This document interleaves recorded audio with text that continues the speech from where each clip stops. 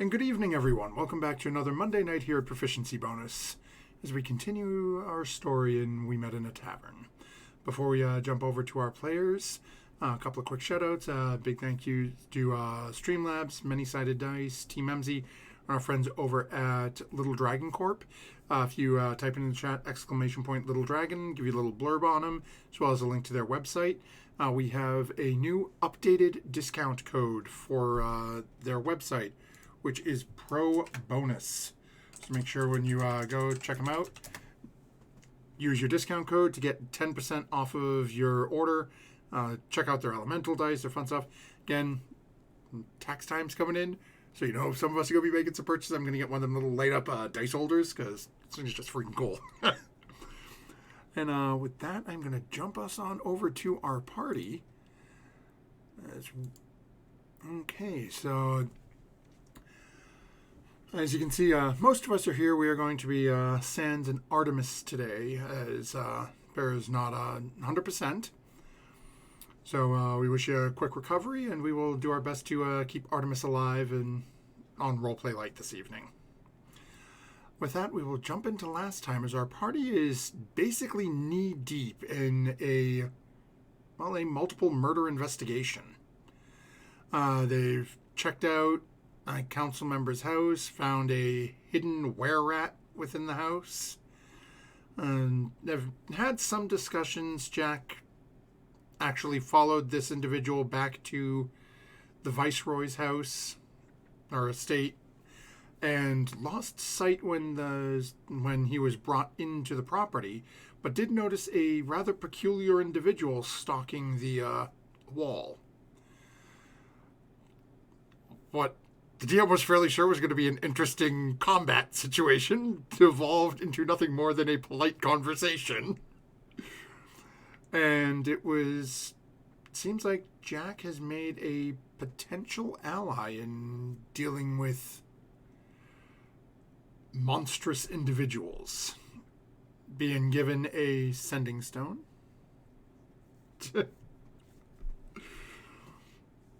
Being given a sending stone and basically sent on her way. Met back up with the party, who had a little rest, and upon heading towards their next destination, the council person's home in the 7th Ward, South Goldenfield, realized that they were being followed. After a few moments, the decision was made to take a hard right and duck into an alley, where different members of the parties had different thoughts on what to do. Furia immediately decides the best way to hide is to shift and become an alley cat. The siblings, Sweet William and Bitter Jack, both dive to hide behind things. Jack hiding behind a dumpster. So Jack, I know it looks like you're up on a roof. This is an overhang of the building, and there is a dumpster underneath it. So you've got a little cover above, some right in front of you. William dives behind a large stack of crates. Snowmoon just turns around, watching. Lydia turns invisible. And Art, looking around, quickly sees a barrel, rips the lid off, and dives in. So we are actually going to start this session out with a roll to see what Art lands in. Because Art dove into a barrel, and when I pulled it up, I had a bunch to choose from, so we're going to let fate decide. And I'm actually rolling this in roll 20, so there's a record of it on here. Okay. So let's see here. And I actually think one was probably the safest out of them. I think that was an empty barrel. Some of them had, explosive powder, acid. It comes from Dungeon Objects. I was looking for barrels. Yep, so it was literally just a closed, empty barrel. So Art pulls the top off, drops it, and just dives in. So Art is now feels fairly comfortably hidden in this wooden barrel. So as we pick up there, and again, Snowmoon and Lydia are the ones who really get the first good look at this individual as the corner is turned and starts walking down. But Again, what you see is this very sort of slow, shambling, black-robed individual. Again, with these sort of like, they don't look to be expensive, but they're like bronzish, golden-colored pauldrons on the shoulders and then coming down the arms. The hands folded, the head hanging down in front a little bit, just sort of shambling slowly. But again, those of you who are looking can notice the beard sort of almost looks like it's swaying a little bit. Snowmoon and Lydia just standing out in the open and looking, you get the feeling almost like the beard is alive. This looks like it's moving of its own accord. And Snowmoon, we toss it off at you. This individual seems to have come almost to a stop now, and is sort of, the head's just sort of turning a little bit, noticing something.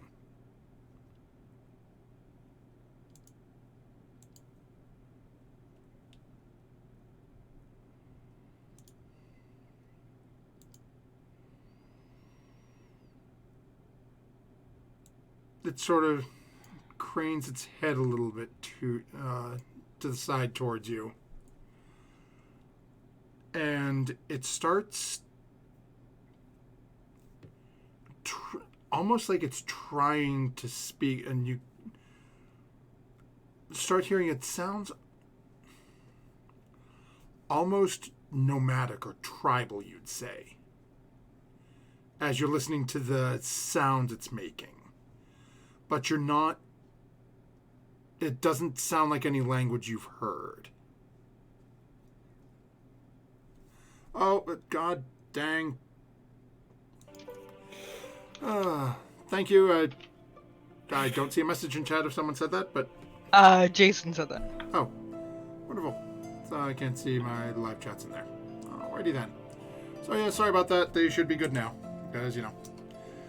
If it ain't one thing, It's proficiency bonus! Yay! Welcome. We're all brain dead. All the producers are. It happens. Lydia, you actually recognize a couple of the words. Oh dear. You don't really know the language, but the village that your family, that you were found on, you heard some of the elders of this small village of humans. You've heard them speak this dialect before in rituals. Again, as Snowmoon is having this conversation, you only pick up a couple of odd words. You hear worms, and you hear pale maw. Oh dear.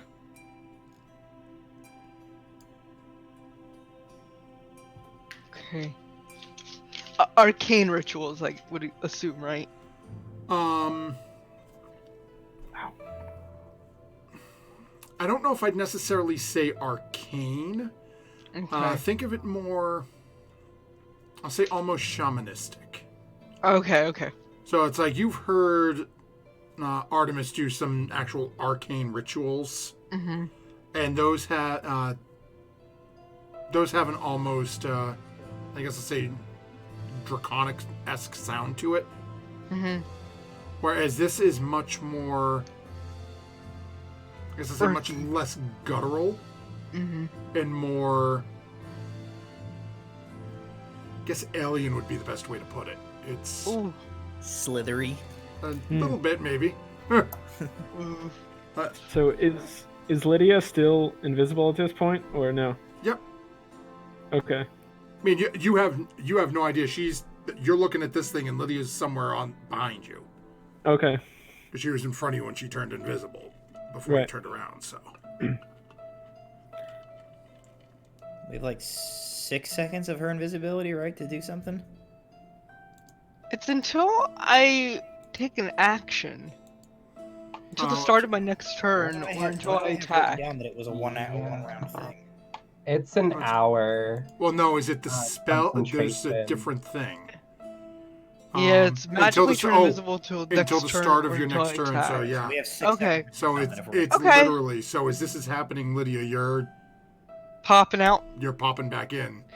Okay, I walk up to Snow Moon and I say, "Who are you and what are you doing with that language there? I recognize parts of it." The head turns at the two of you, and again, you start to hear the same words over. Picking up, it looks like it's just repeating itself. Repeating itself. Snow Moon, this can't be good. It's invoking the name of the Pale Maw and Worm King, like we were warned off of before Oh, in the and Abyssal book. is that all it's saying? It just keeps repeating that? I'm not sure exactly what it's saying, but I can only understand those 2 words. I think we should back away slowly from it and see what it does. Okay. And I guess I'll just put my hand on the hilt of my blade and just start to step back slowly. Okay. Now, as the rest of you can start to see, like, Snow Moon and Lydia starting to take these, very sort of tentative steps backwards. Yeah, I'm just gonna move back, like, just a little. What are the rest of you doing? What time of day is it? Oh, it's still fairly early. I mean, this is Yeah, it's still this is morning. We just pretty ate much like breakfast. right after breakfast. Yep. You guys had a nice rest at the hotel, had your breakfast, left in the morning. And this is, I mean, we'll say maybe like 8:30, 9 o'clock, depending on how late people like to sleep. Got it. Yeah. Can I climb this wall? Like to the roof? Oh, you can certainly try. The boxes don't go all the way up, so if you do choose to climb up, you would be exposed at some point potentially. Exposed like for a turn or Oh no, it's you. Basically, you would lose your. So as you're climbing up, you'd probably have about a 5 to 10 foot gap where he would basically see you go up and onto the roof. So you wouldn't be like stuck mid position for 6 seconds, but at the same point, you'd lose your. I'll phrase it. You'd lose your hidden status. right. Well, I mean, I could hide again on the top of the roof. You could certainly try to.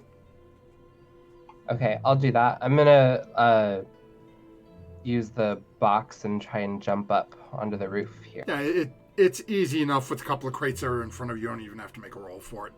I mean, the roof itself is only about 15 feet up. It looks like from what you can see based on the wall, you're probably standing next to like the back wall of some sort of a warehouse. Okay, and then I want to like maneuver myself up here and like attempt to hide again at the top of the roof. Is this like fairly high up?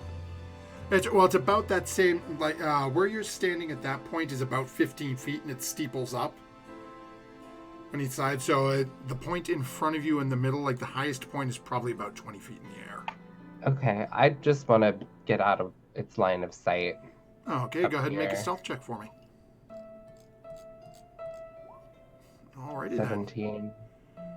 So you think you are pretty good where you are. Jack, Furia, Not yet. Yeah, I'm staying where I Not am. giving my position away. Okay. So as you two start backing away and you watch as the two of you sort of take that half-second glance over your shoulders, you can hear boxes behind you move where you know William was hiding, and watch as this tiny little halfling spider climbs up these boxes and disappears over onto the roof. And the rest of you do notice that immediately upon that noise being made, the head whips and faces that direction and watches as Jack climbs up as William climbs up and then sort of vanishes. His face is up there for a second, looks back down, and starts to slowly shamble towards the group of you. Hopefully it thought I was a cat. Too bad none of us can comprehend languages or anything like that. Let me take We have a look wizard. here. Does Art have that? I'm checking now to see what Art has. Let me see. see here. And just to make sure, Para was here last time, right? Yes. Yes. Okay, which means, really? Where? Oh, I can't edit it. Ram it.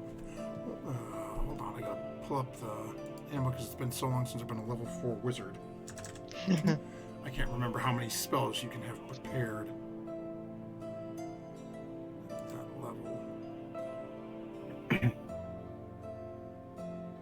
Just give me a second, folks. Is it Art- Wizard level plus intelligence mod prepared okay? per day. So that means Artemis actually. Oh wait. Wizard level 4 plus mod. Wow, so that is 7. This is gonna be out of date then. Yeah, so actually 1, 2, 3, 4, 5. Yeah, they could have it prepared. So we're going to make a roll here to see whether or not Art would be willing to cast it True. Probably from not. their hiding spot. Yeah, if it would give away Artemis's position, I don't think they would. Yeah, From no, inside def- that barrel, you just hear like, and then flash from barely beneath the lid. Yeah. Don't disregard that. That's nothing. It's not us. what is the?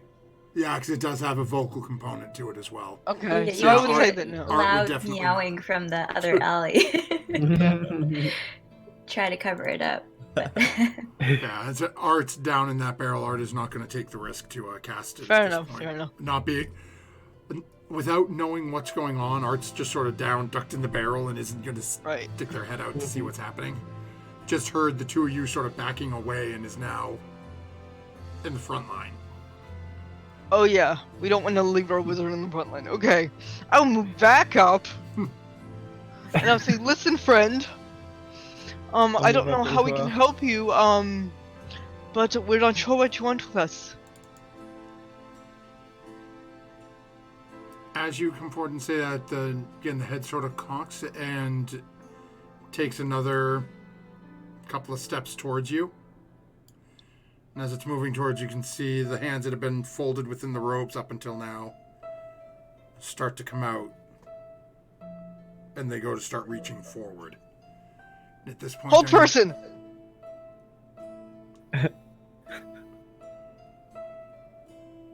Okay, Is that a person? go ahead.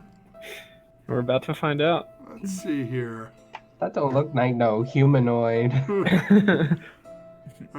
As you cast your enchantment, Yes. it does not seem to have any effect on it. Ah, I should have guessed. And I need you all to go ahead and roll initiative for me. now say you cast a spell. Yeah. I have never had good luck with that spell. Must Last be time I killed Manny. Oh boy. And just make sure that you do click and add yourself onto the initiative tracker Oh, for right, us as right, well. right. And I gotta roll for our friend here. Oh, that's better than I rolled. Well, let's see. Yeah, let's 9. see what it is. Nice. As a cat. Oh, I- Okay. You are. Yeah, I don't remember how to roll initiative anymore. Roll Yeah, it twice. took me a second to remember too. Above your hit points, just the initiative. What am I doing? Okay, that's Artemis now. So you're. Oh, I gotta open a character sheet. It's because I don't use a character sheet in roll 20. Yeah, that's Oh, it. okay. Okay, so. What things I didn't And then- set up any of I the. got it. Oh, that didn't. Because I already rolled up. Really? Okay, I can still just click initiative 0, even though I don't have a character sheet for art. Wow, thank the stars that Artemis is not having to use that roll. Not that the one I rolled in the real world is much better. Okay, so 1, 2, 3, 4, I had a 5, pretty rough roll. 6. Okay, and did you change yours already? Yeah. Okay, so with that, we're going to descend our order. Okay, and with that, that brings us to the top of the order as we Wow. shift our music over. It was a kitty cat. And our kitty cat is up. So I'm going to sort of rush out of my corner here and just like hiss at this creature and attempt to do like a help action with whoever's going to attack this first, just trying to distract this thing with angry cat. It's like Okay. cat situation. Alrighty Yeah. then. So we have a very angry alley cat is now jumped out next to you, Lydia, and is now hissing wildly at this thing. Okay. And that will bring us to That's my turn. Bitter Jack. Hold person has a vocal component. Yes. Yes. I believe Okay. so, yeah. Then hearing the. Yeah, you definitely heard it, and you saw Lydia moving her hand, and you'd recognize that she was attempting to cast some sort of Okay. spell. Yeah. So hearing things kick off, she'll like jump out from behind the. Like, haha, dumpster gnome. She'll jump out into the alleyway here. I'm gonna move. Let's see, 5, 10, 15, 20, 25. 25 or 30. Movement speed is 25. Just Okay. so we remember it's there. I'll stick around the dumpster right there so we know it's there. So I will move into the alleyway, into the alleyway. I am gonna hold my action. I'm gonna hold a disarming shot. You said he's like reaching for something?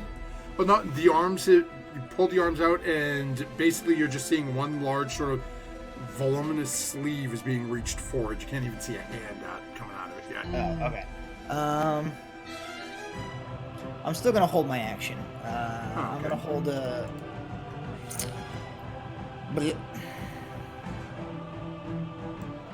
I'm gonna hold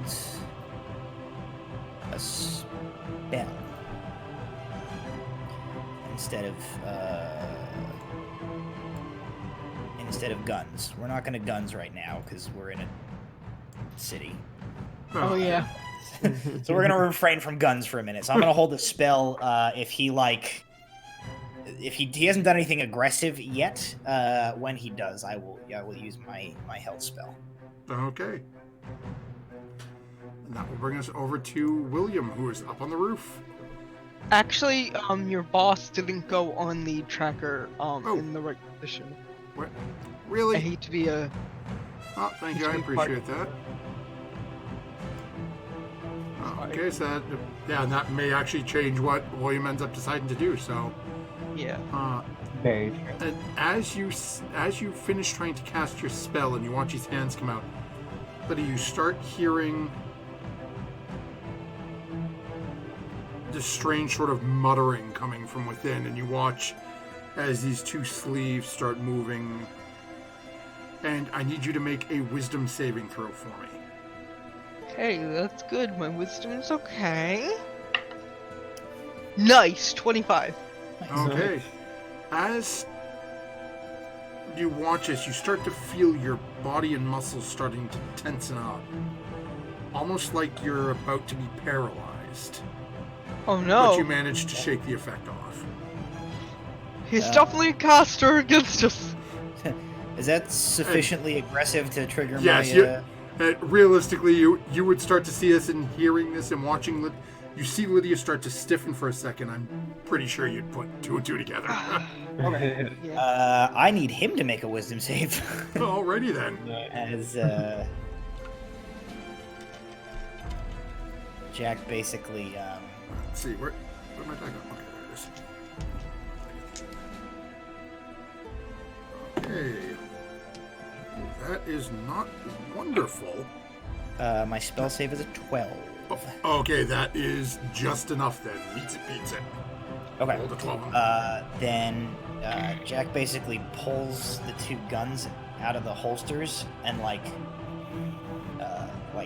clacks the metal part of the barrels into each other, but nothing happens. Yeah, she puts them back. Bring us over to William. Can hear a lot of chanting going on down in the alley, William. Yeah. I don't know nothing about no magic though, so it's all Greek to me. So I'm gonna trot along the roof here, and I'm gonna leap across it. Is it safe to assume that there aren't like pedestrians afoot? No, you guys turned down an alley.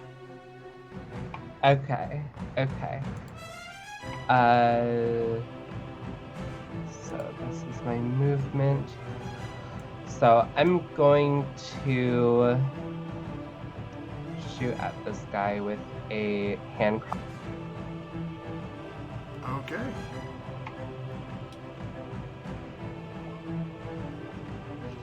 And as you fire down, unfortunately, it just goes a little wide and clanked into the wall behind him.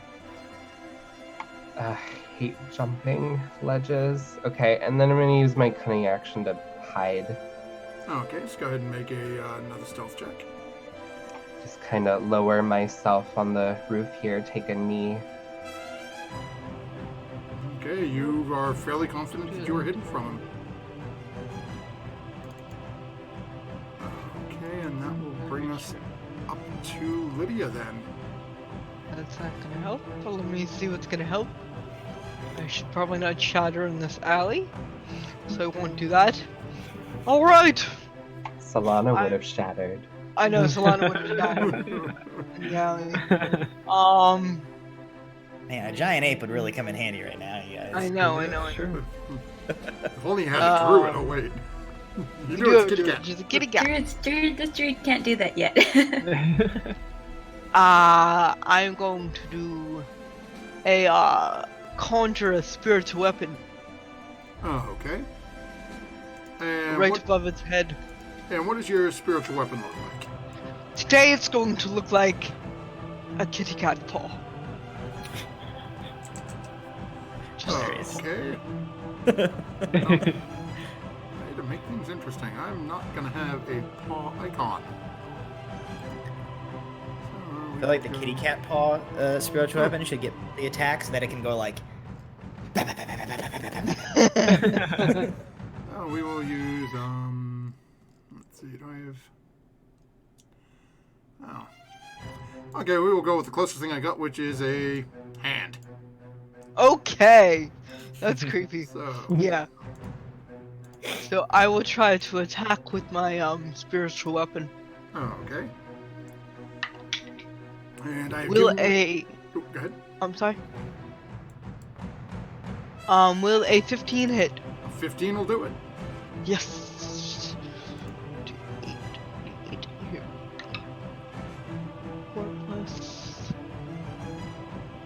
8 force damage, Okay. and I will move back just a smidge.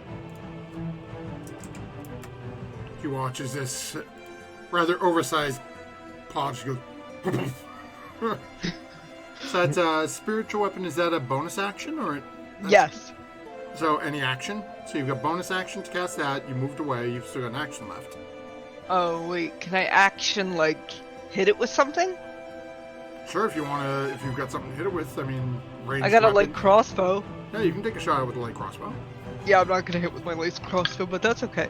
Wow, I hit it with my lace crossbow! Okay, 17. Oh, that'll hit. Okay, and I don't get any modifiers with this, but 3 piercing. Okay. As you watch as the crossbow bolt sinks in, doesn't seem to have as much impact as you were hoping on it. Oh, bummer. It does still, you get the feeling like it makes a connection, but not as much as you were anticipating it doing. Alright. Be careful with this one, it doesn't seem as, hokey. That's about all I can say. Okay, so In turn. that'll bring us over to Artemis, who is hearing things go off. Let's see here. What does Artemis have that's good? Okay.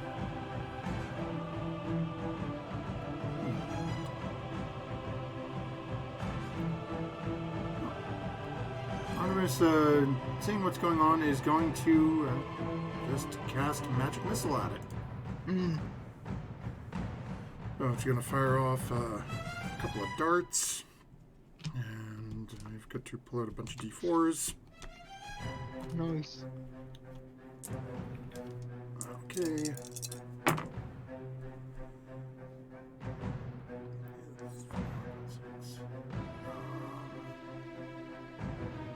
Okay, so as you watch as these 3 darts slam into it, and again the head turns as it's now aware that Art is in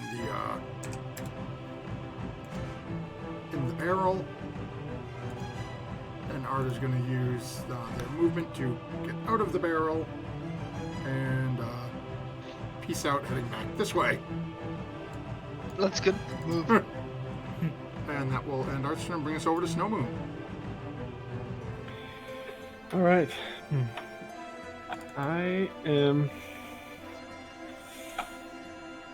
I'm gonna move over slightly, and I am going to use my breath weapon attack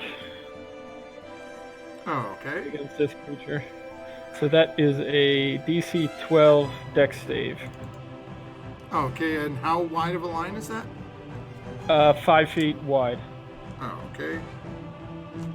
I'll make sure whether or not we are cooking Lydia as well. So that's a Dex save. Ooh, he does not have good. That's a 9. 9. Good.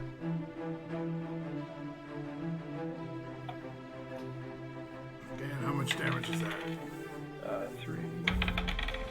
So that'll be 6 points of acid damage. Nice. Oh, okay.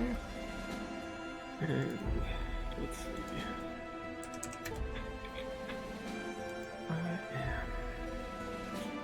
Anything else you'd be doing? I'm going to use my action surge Oh, to okay. get an additional attack.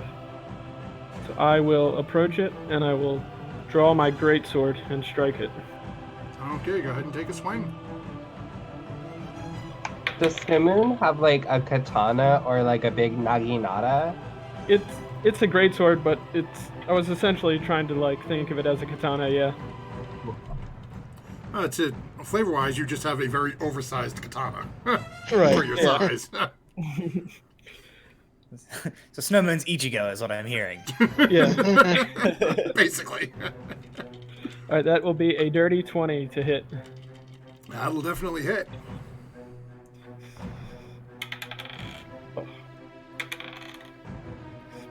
All right, that is 10 points of slashing damage. Okay, and you get much the same feeling as Lydia did as you carve through it. As you can feel that you're making an impact, but it just doesn't feel like it's doing as much. Okay. And anything else you'd be doing, or are you staying where you are? No, that'll be it. I'll stay right here. Okay, so that'll bring us over to Furia. All right. I am going to sort of run beside it and try to come around behind this thing. Oh, okay. It doesn't seem to really pay you much mind at all. It's got a Angry cat Giant. doesn't. angry cat doesn't equal giant lizard man with a big sword. Right. And I'm going to use my bonus action to pop out of cat because cats actually don't have that great of an attack, Oh. despite them actually being quite painful. And I'm going to use my action to try to backstab this guy with a sword. Okay, so the kitty cat is gone and Furia has returned. I missed the cat. Oh.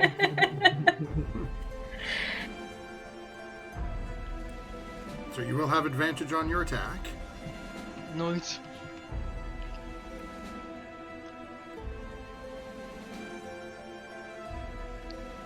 That's a 17. That'll hit.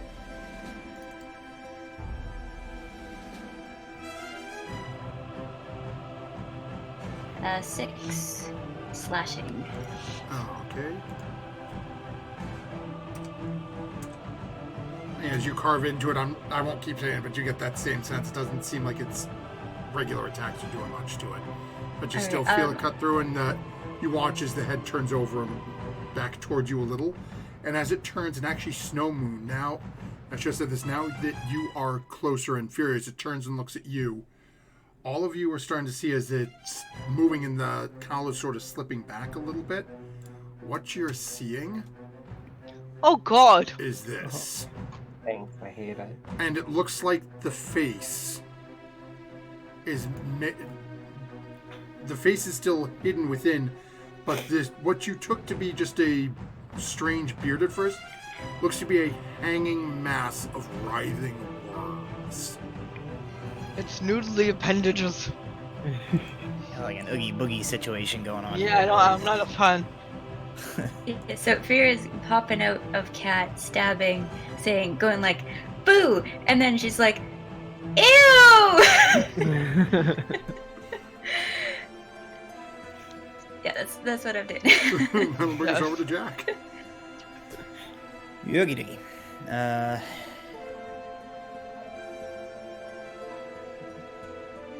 I'm not gonna bring out the guns until I think it becomes necessary. So I'm gonna take my movement to go here.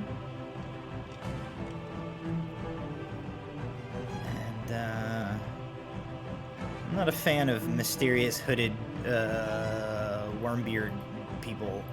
I'm gonna use my action to try and pull his hood off.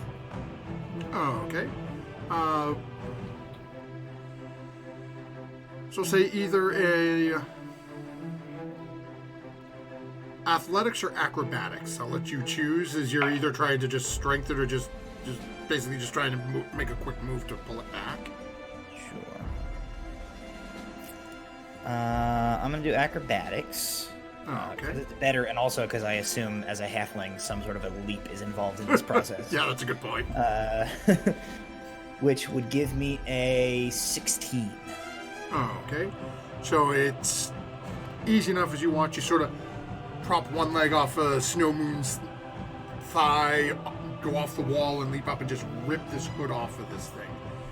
And immediately you begin to regret it. As you look at this very gaunt, almost corpse-like humanoid face,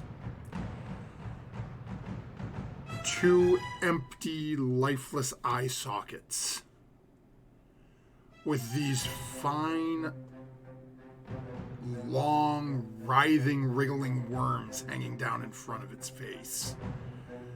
Ching-sang, it looks like a corpse that's been devoured by worms. Cool. So I'm gonna immediately, Jack goes, nope! And I'm gonna action surge, and out come the gun. Okay. Oh, okay.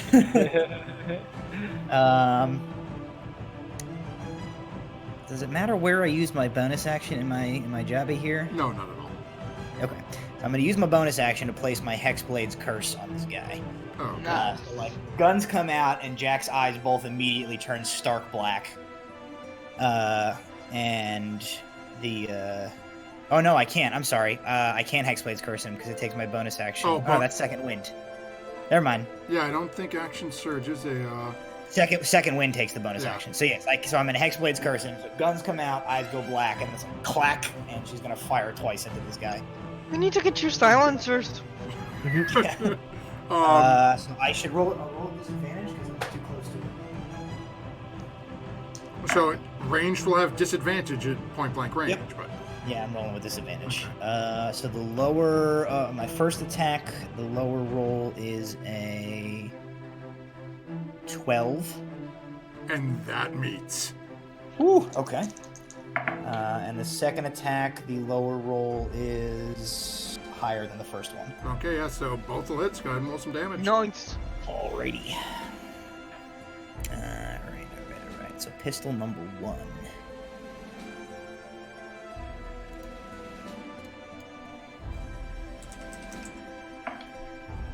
Does 8 points of piercing damage.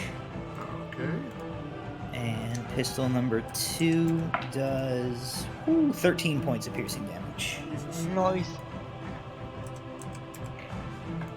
Okay, now the head sort of half glanced at you at first for pulling its hood off. It does not seem happy with you one bit. Anything else you're doing, or? No. Okay, so really, thank you very much, Roll20, for betraying me twice even. Okay. Bear with me as I've got to apparently search something.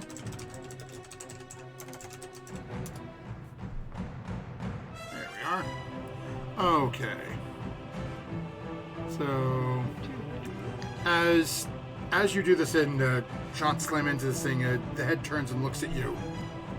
And you watch as he reaches out a hand and tries to grab onto Snow Moon. Uh-oh. So, Snow Moon, first we have an attack coming at you, and that Okay. is a 15. No, that will not hit. Okay, and you manage to pull back out of the way as he tries to take his way. And as you watch as his hand reaches out to you, you can see that there are worms crawling and wrapping around the fingers and crawling back through little holes and gaps in the flesh in the arm. No! And then it turns and looks at you, Jack. And you hear this almost a slimy word come out. And I need you to make a Constitution save for me. Okay, well the dice is a 10. Let's see what my con modifier is. 14 total. Nice. And that is just enough. Oh, thank God. As you hear this word, and you're staring at him, and your vision starts to fade for a second. You almost get that tunnel vision where it starts to close off. And you manage to push through it and feel the effect wash over you. Ah, nerves. And that will bring us over to William. I don't think so. Dang. Alright. I'm gonna mosey on up this roof. I'm gonna spring out and shoot at it with my hand crossbow. Alrighty then. And it's a crit. Yeah, Nice. so that'll definitely hit. So let's see here. Math. Okay. As you watch as the rest of you know it's just now sticking into the side of the head is this crossbow bolt. And then I'll use my cunning action to drop down again and stealth. Okay. Nice. That will bring us over to Lydia then. So I'm going to try to hit it with my kitty paw again. Okay. Ooh, for a 22. That'll do. For max damage. 12 points of force damage. It's because his head's essentially a ball of yarn. Why the kitty paw is hammered is so good. Oh Purple man, thread. they should have stayed a cat. Yeah, babe. And then can I do a cantrip? Mhm. Okay, I'm gonna Sacred Well, Flame. as long as it's an action. You already used your bonus action to attack with the spiritual Yes, weapon. Sacred Flame. Oh, okay. And Sacred Flame, I believe that's a saving throw, right? Dexterity save. Okay.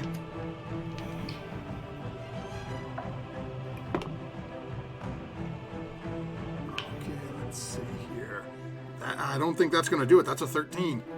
No, I'm on 14, so it takes 5 radiant damage, and it gains no benefit from cover, and it can. That's better. Yes. Okay. No. So, as you watch this flame come down over it, you hear this horrifying screech. And all of you watch as it recoils back. Didn't like that. And it glares past Snow Moon and past Jack, looking at you, Lydia. Oh dear! I made it angry. Seems like you might have pissed it off. It really did not like that. We cover. Keep doing that. Okay. That's my turn. That will bring us over to Artemis, who is going to cast a firebolt over at it and miss wildly. Oh no. That was a 2 on the die. And then Artemis, hearing that, is going to take a couple of steps back and just sort of duck down behind the box, trying to get a little bit of cover. And that'll bring us over to Snow Moon.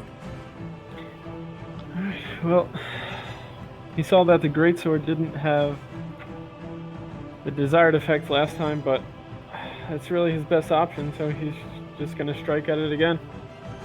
Okay, go ahead and take a swing. You do have advantage with Lydia, with Fury on the other side. Oof, so that is an 11 to hit. Okay, and that unfortunately is just going to miss. As it pulls down, and you can, even as you swing, the eyes are still locked on Lydia, and it's just moving and ducking out of the way.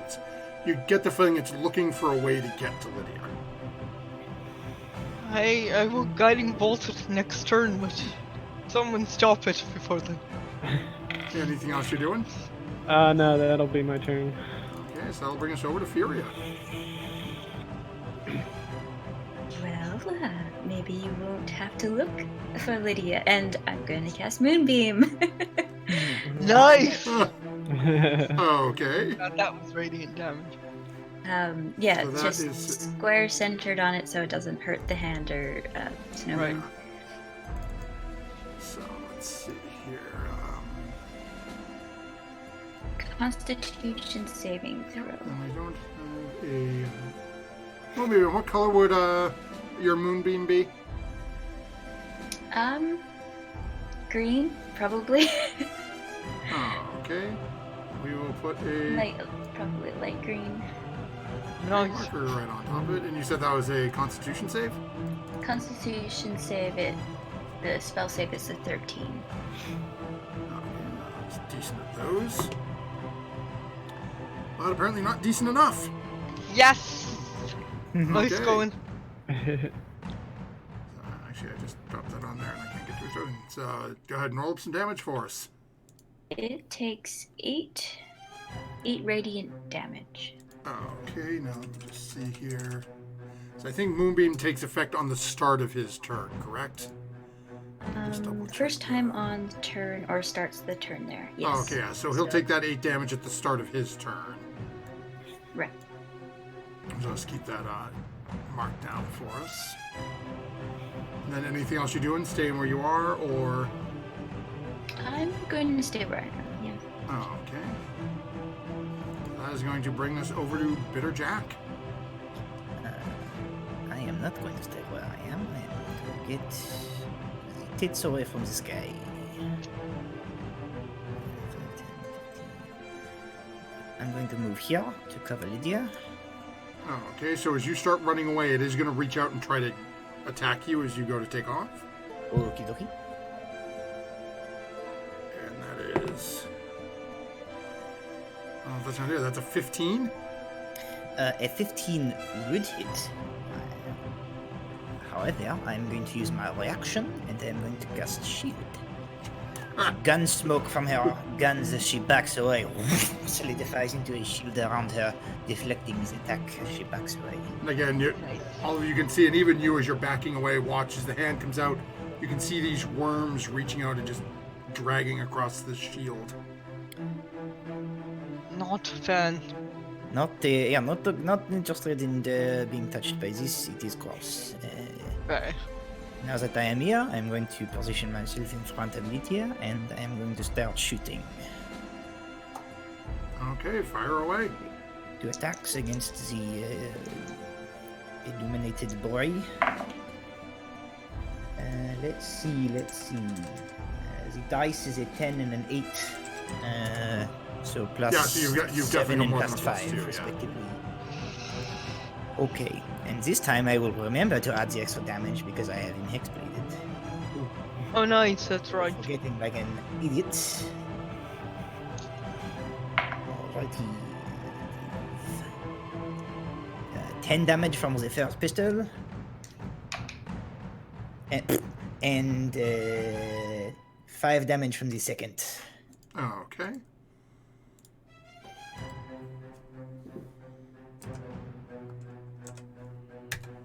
Okay, so you're watching as you can start to see a couple of the bits of the worms that were in his beard are starting to just sort of fall and lie lifeless on the ground. And at the end of your turn, it failed its save, so it takes that 8 radiant damage from Furious Moonbeam. And again, you hear that same sort of as it now whips around looking behind it. I guess stop making that sound. And it is going to make... those feels. It's going to make 2 attacks against Furia at this point. Oh, no. So, first one is a 21 to hit. Ooh. Oh, definitely. Okay, so let's see here. Okay. Here. Okay. So, Furia, I also need you to make a Constitution saving throw. Oh, no. Good luck.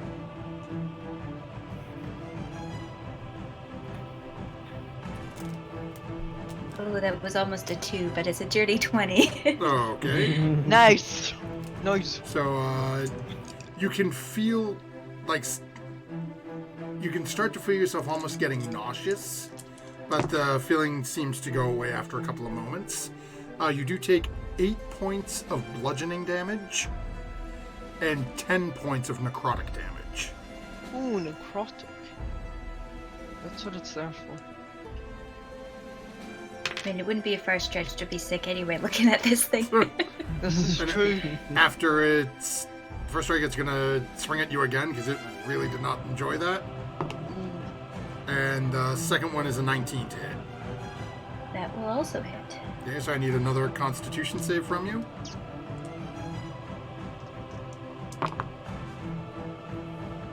$17 this time. Okay, and again, you feel that same sort of nausea set in.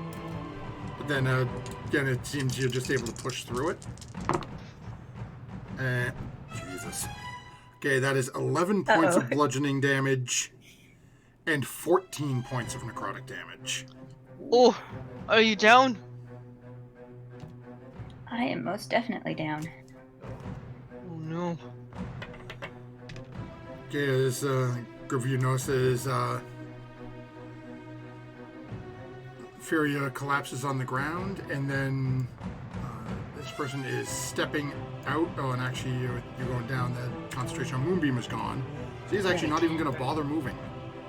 Oh, He's just going to stand there and then turn back to face Snow Moon. And that will bring us over to William. Shit. yes. So, seeing this, William, he crouched down on that roof. He's got a cigarette in his mouth. He's like reloading his hand crossbow, and he's cursing to himself in halfling. He's like, it's too early in the damn morning for eldritch horrors. Stupid. So, I'm gonna do a hero move right now. I'm gonna jump. I'm gonna like take a running start, and I'm gonna jump off of this roof, swinging at that guy. Okay. So, So I'm gonna- what is your strength score? 0. No, not your modifier, the actual score. So you've got a 10? 10. Okay, yeah, so you can make... You don't even have to roll for it. You can make the distance. Yes. Okay. So you're just Okay. jumping in. What are you trying to swing at him with? Oh, my 2 scimitars. Okay, well, hey, I'll make sure. I don't know if you're going, clothesline, tackle, who knows? I'm Okay. too little, otherwise I would. So go No, ahead I'm gonna as swing your... at him. Okay. Oh, wow. So do me a favor. On your first attack, roll an additional d6. Okay. Because he is gonna take. So You take 2 damage from the fall, just literally coming from that height. But he takes the same amount of damage. You just have that extra force as you drive this through. Okay. So let me see here. So that is... So only apply the first sneak damage. Yeah, so that's 9. Okay.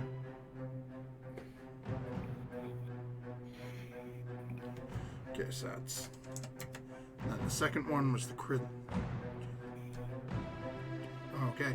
Is definitely not looking good. And now you are plopped right on the other side of him. Now back up on your feet. You're a little sore, but just this epic moment is all of you can see is William just comes flying off the roof. Where some of you didn't even know William was up at. And just 1, 2, and sort of rolls and then stands back up on the other side of it. Yeah, and like, and I'm trying to like distract him to move him away from Furia. So I'll use the rest of my action to kind of just hit and run away from him. Oh, okay.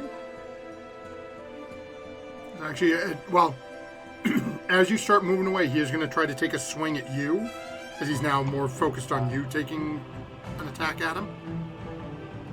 He cannot Ooh. make opportunity attacks against me. Okay. So yeah, you are all set.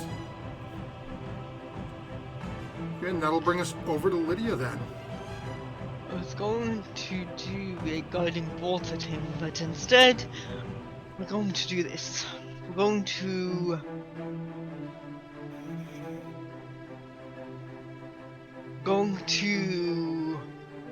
bonus action healing word Furia. Okay. Okay, so I will roll that.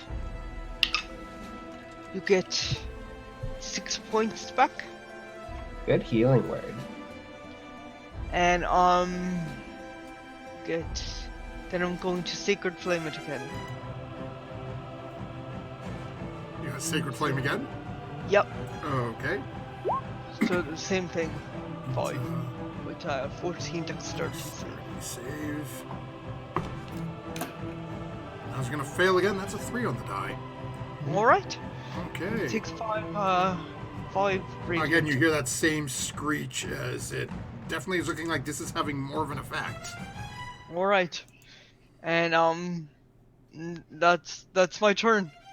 Okay. That will bring us over to Artemis, who is going to take another firebolt shot. And that it, I gotta jump over what's the modifier. Okay, so that's actually going to hit.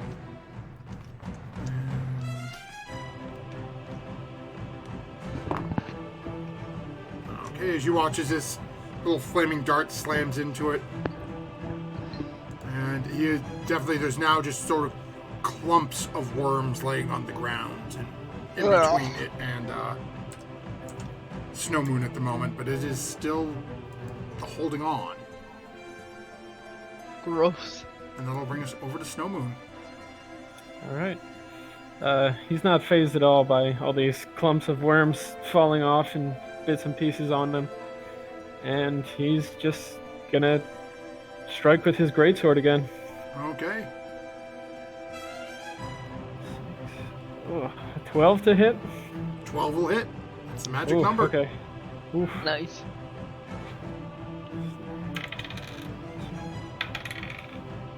Uh, 6 points of slashing damage. Okay, there's once more you carve into it, and you feel that contact, and you're watching just more bits falling, but it's still on its feet. Okay, yeah, he's just gonna stay where he is, and that'll be my turn. Okay, so that brings us over to Furia. You are currently laying on the ground, just coming back to consciousness. So I'm still pretty hurt. I'm just checking. Alright, so it's ranged. I'm gonna just try to stab this guy? Is it possible to do it while lying down, even if it's with disadvantage? Yeah, you can attempt to make an attack. Let me just double check here and see. I don't believe it gives disadvantage, but let me just double check here. Oh, yeah, disadvantage on attack rolls. Oh, okay, so you would have disadvantage then. All right, but yeah, I'm going to just whatever side that I'm laying on, I'll just dig out the nearest bladed implement and just like hack at this guy's ankles. Okay. Go ahead and take a swipe.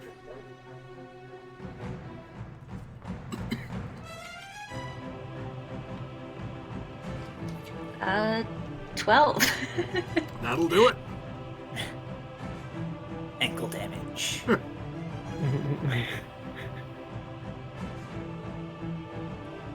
And that's 9. Slashing again. A lot of ankle damage. That's max damage for that. And I'm better lying down than I am standing up.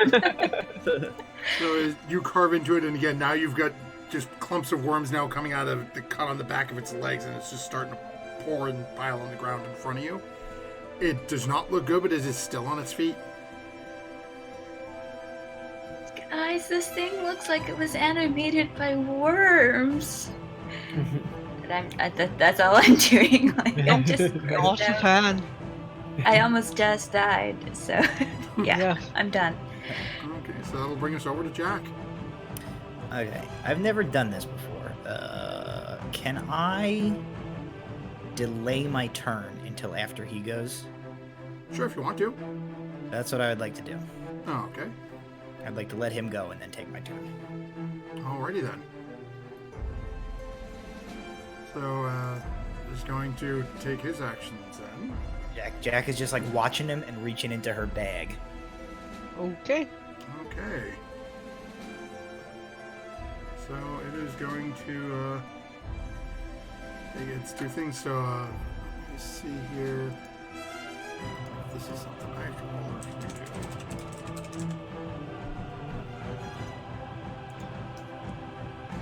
do. Okay. So this creature looks over. Isn't really even looking back over at Fury at the moment. It's looking at you, Snow Moon. So first thing is reaches out to strike you with its hand, and that is a 24 to hit. Oh yeah. that'll Oh hit. dear. Okay, so this is something a little different. Okay. As this entity is really not liking the situation it's in and is trying to get rid of people now. So that is... Okay, that's better. That is 17 points of necrotic damage.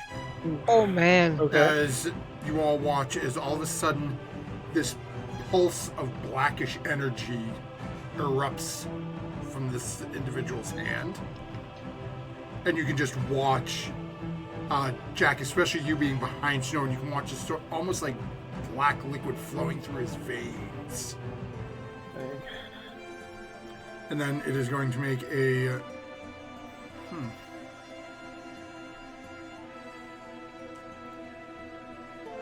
It's going to make a second attack against you. Okay.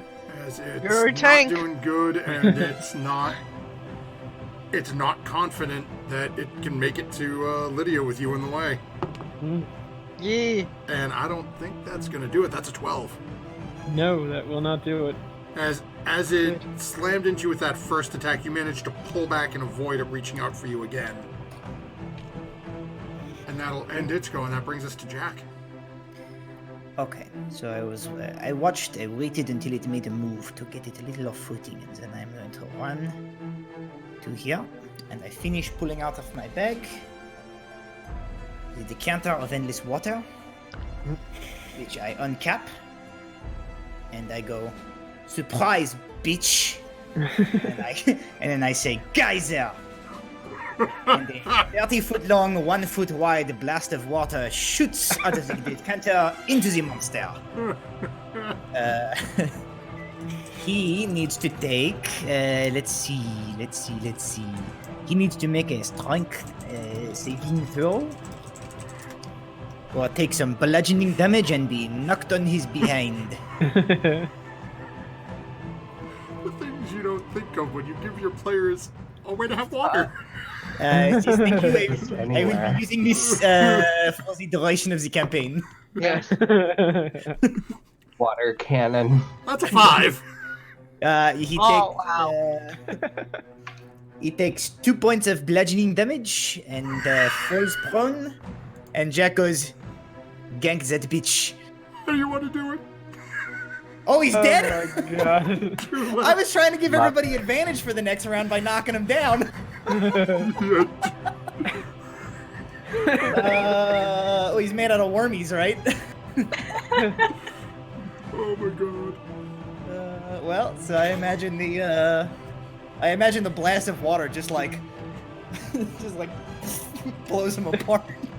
Oh, I'm glad I'm standing no, up I'm here. like covered in worms now because Yes. I was on the ground. As you hear Jack yell out surprise, Furia, both you and Snowmoon sort of half turn a look as you watch the cork come off of the decanter. And as this fire hose of water just comes spraying out as Jack is propped, legs holding up on this barrel, as this stream slams into the neck and chest of this creature, you watch as the body just pinatas and just shreds as worms are tossed all over the two of you and all over the alley. As William, even you being further down the alley, as the water slams into the wall and starts trailing down, looking down, sort of jumping out of the way, as there's just a little stream of worms and little bits of guts and things flowing out. I just take a long drag and I'm just like, good job, Jackie. Jack is like, well. I sort of prop myself up on one like elbow and point. You owe me a shower. I am trying to knock him down. I thought he'd fall down and you stab. I not expect boom. And with that, you are out of initiative. Can I come over and assist Art in an investigation check or something? Does Like- Art have prestidigitation? I do not believe so. Let me check. No. Nuts. I feel like that would have been priority 1. Yeah. As Art does come over, Art does have shape water. So as you're watching, as Art's looking right around in between where Jack and the creature was, is looking for little pools of clean water, and takes a couple of moments shaping water and just basically taking like small cups of water almost and just sort of splashing it on Lydia, on Furia, just trying to wash some of the bits off. Fair enough. I use druid crap to make myself smell nicer. Fair enough. I was wondering what kind of check we could make to see what this was exactly. So, I will say either an Arcana check or an religion check. Okay, I've got a little religion. Art has Arcana. 13. Oh, okay. Well, there's okay. And Art rolled a dirty 20. So you guys Nice. have both managed to get a little bit of information from this thing. So as Art's looking from it from an arcane standpoint, Art shares with the party that this looks to be basically an animated corpse. Good. Art's not familiar with any ritual, any specifics on a ritual that could create something like this, specifically being piloted by worms. But does know that it is very easy to take a recently deceased body and turn it into basically a mindless puppet to do your bidding.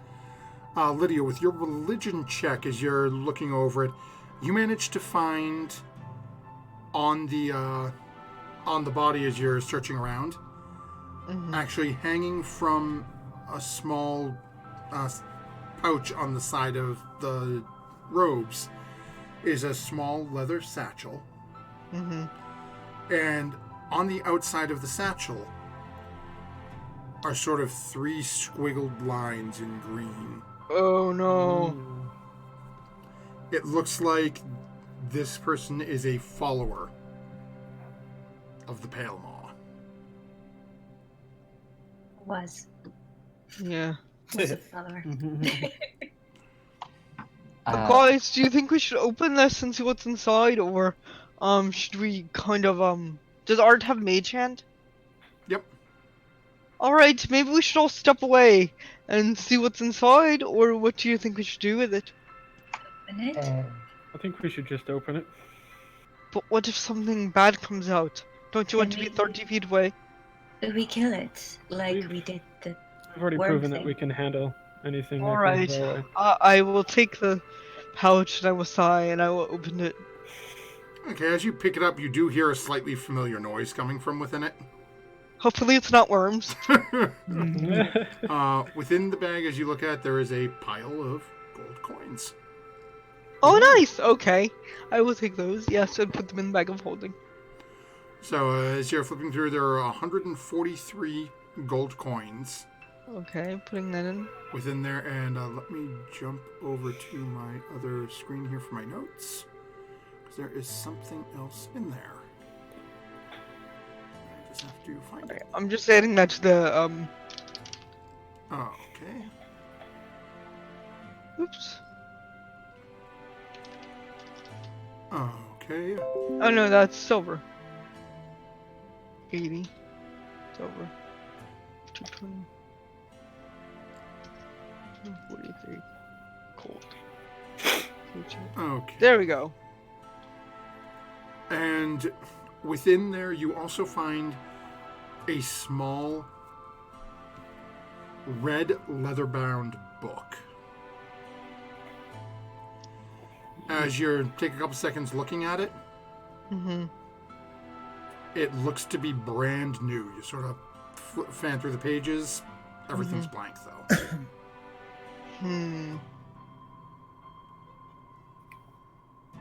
Maybe Art can check that out later. Yes, Just to make yes. sure. Like identify it or something. Yes, And should we put it in the invisible. bag for now? Or should we just give it to... We'll just put it in the bag. Put it in the bag. Okay. I will put, red book in the bag. Okay.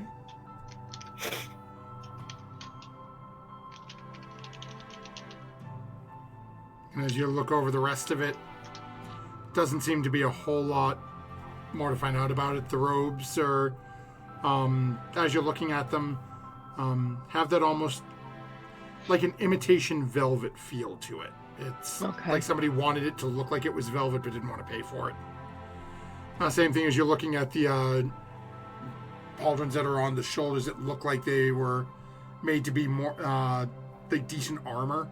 Yeah. As you sort of get a good look at it and sort of poke, they just sort of bend. Aww. It's like That's the only thing I wanted was the pauldrons. as you're looking at it, you get the feeling that it's more almost like cosplay. Someone used like cardboard to make it. Okay. Fair enough. It's not metal. It's not effective, and you also would have a fairly good guess that that's probably why they weren't doing much to stop all of you from hitting it.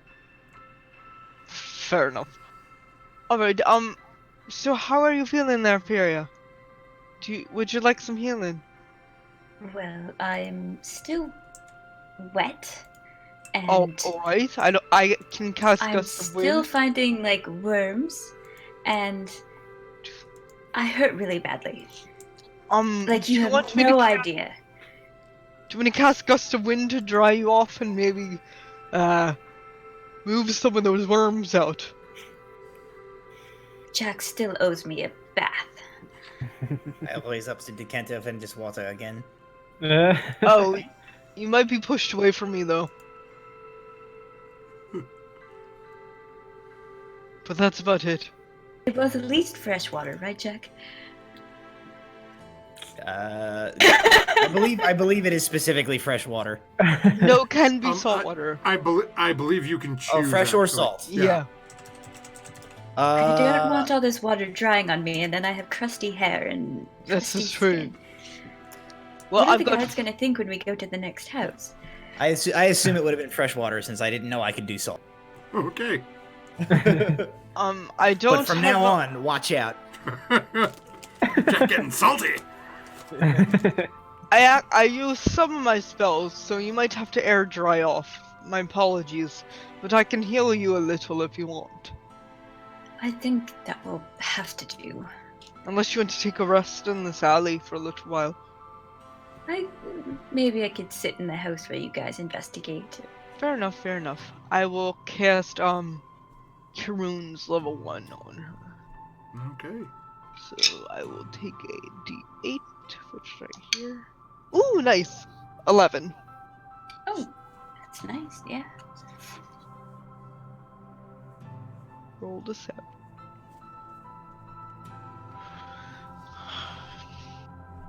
Everyone else feeling semi-okay for our journey? Snow Moon, do you mind helping me put this guy in the barrel? I don't want to attract too much attention with him. Or is he Sure, mostly I mean- gone?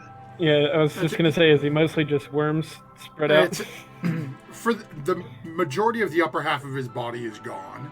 You've still got like the bits of the stomach section and legs are still there. Kinda don't want to touch it at all.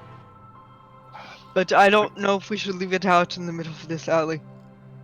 Might send a could- good message to That's true. people of the three squiggles. Yes, the squiggle people. That's true. Alright, I'm let's not leave sure the exactly. squiggle purse here.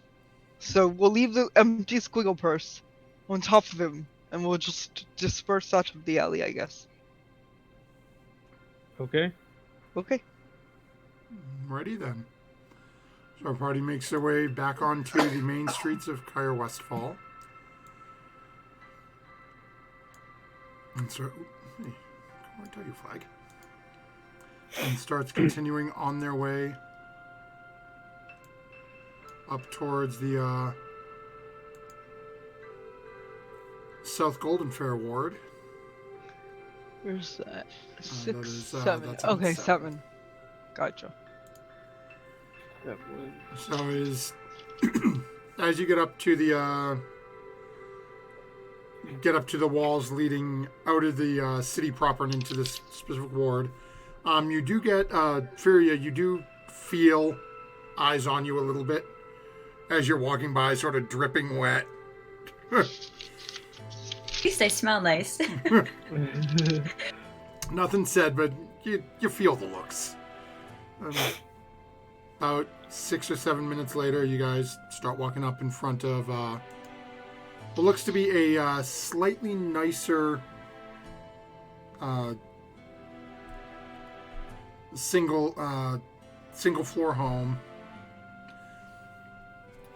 Gates running on basically on one side of the front yard. So you've got the walkway up to the front door. And on the left of that walkway, sort of out the front yard and running around the side towards the back, is all fenced in.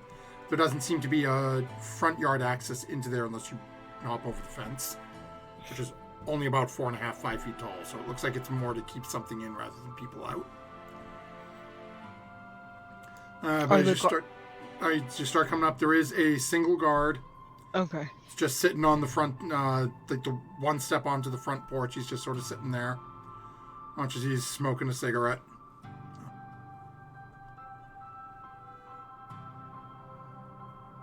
Is this the residence of Mara's Arkanscape? You're the ones that's supposed to be coming and doing this now? Yes, we're here to check the premises. And looks back at you. Long drag off his cigarette. Blows the smoke right at the group of you.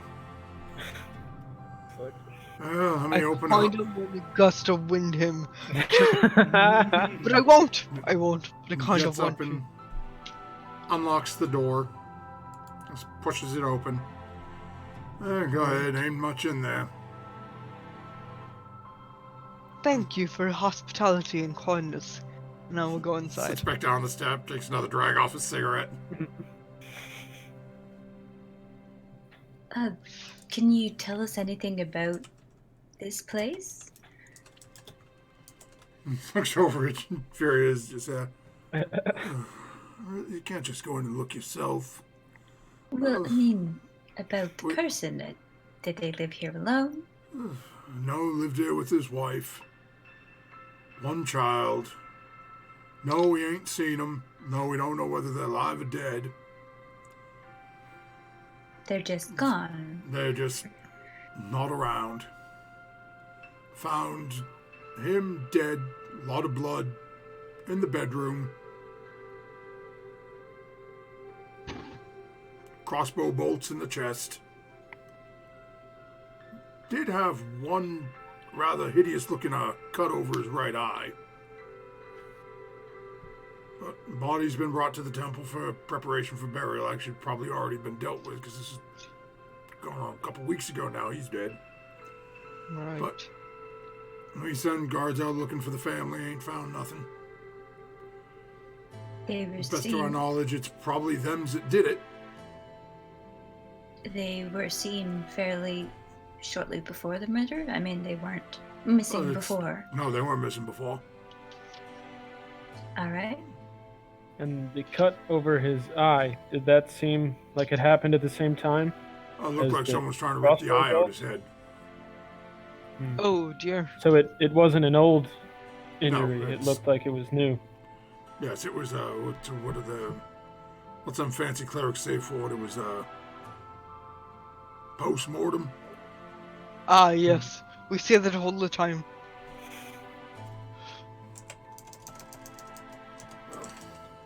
So many post-mortem things going on. Oh, go ahead in. I'm gonna enjoy my smoke. Alright. Okay.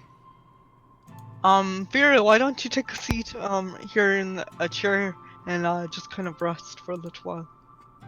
I think I'll be all right. Okay. And as the group of you start heading in, it is just before 9:30, so we will take this moment to take our quick break as we prepare to transition. So we will be back in just a few minutes. Thank you very much, those of you who are hanging out with us. I saw Cognition in there, Ralph Wiggum for a little bit. So thank you very much.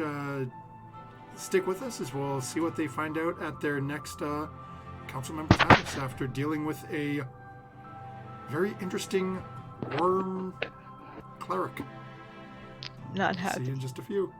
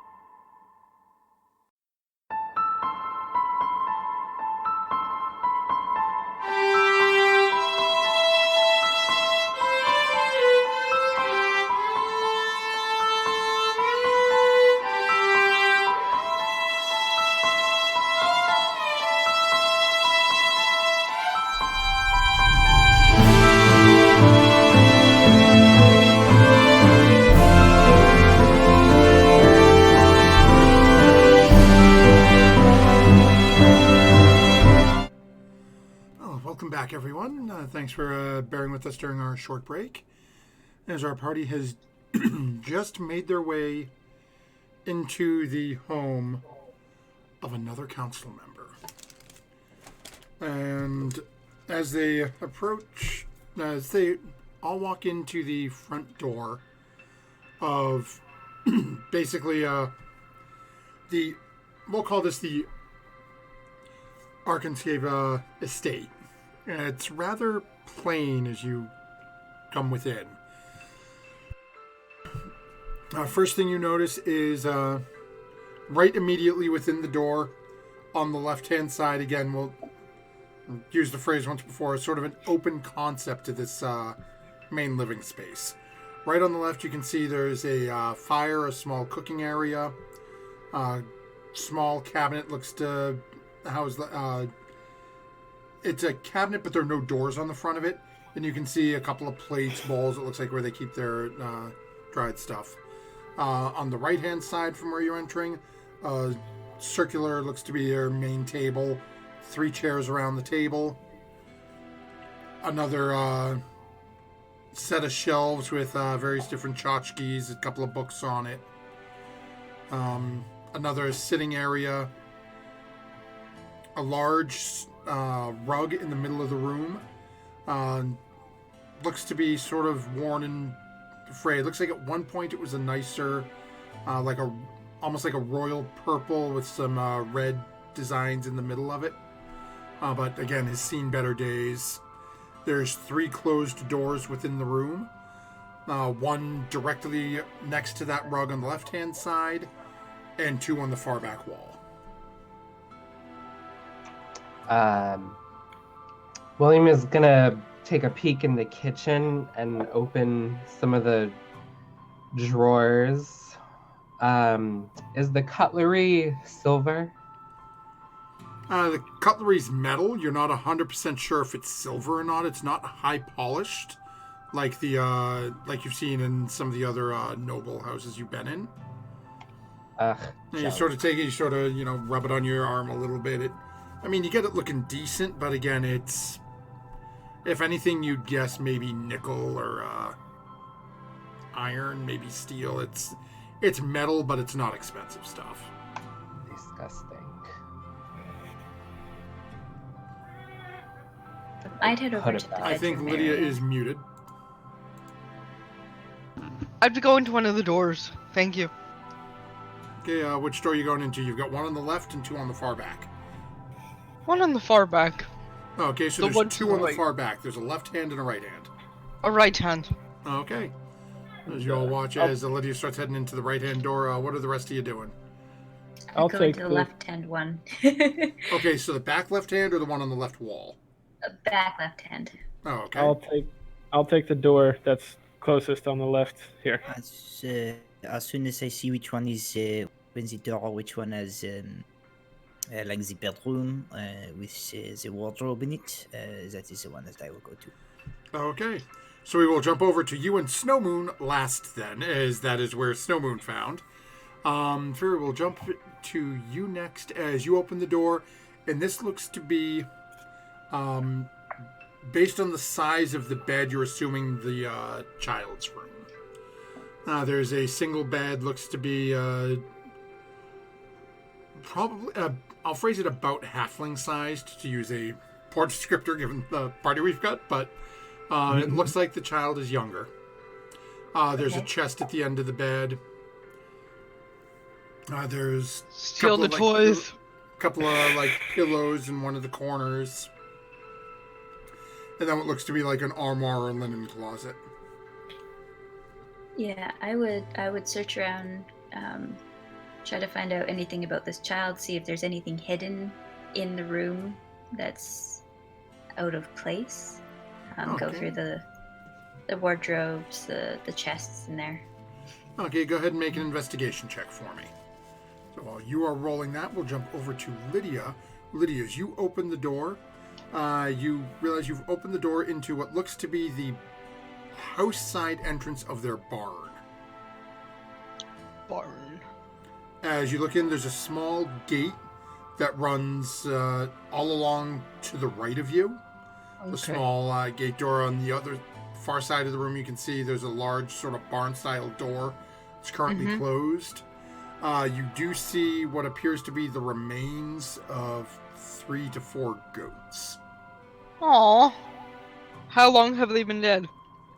You can make a medicine check if you want. Okay. Medicine. I got a +2. No, I got a +6 to wisdom. Okay. 17. Okay. They are...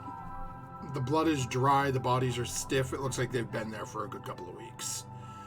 Oh. Best guess is where this was one of the earlier murders. It probably was done the same time. And they didn't check on the poor animals. Those monsters. Fury, what did you roll for your investigation check? 17. Okay. So as you're sort of tossing this room and going through everything, you're not finding a whole lot that's jumping out at you. I mean, you find a couple of toys, not a whole lot. Same thing with the linen closet as you're looking through. It doesn't look like, even for a council member, this person did not have a whole lot of money. But as you are starting to go through this here, you do find something actually hidden under the mattress of the bed. And... Oh no.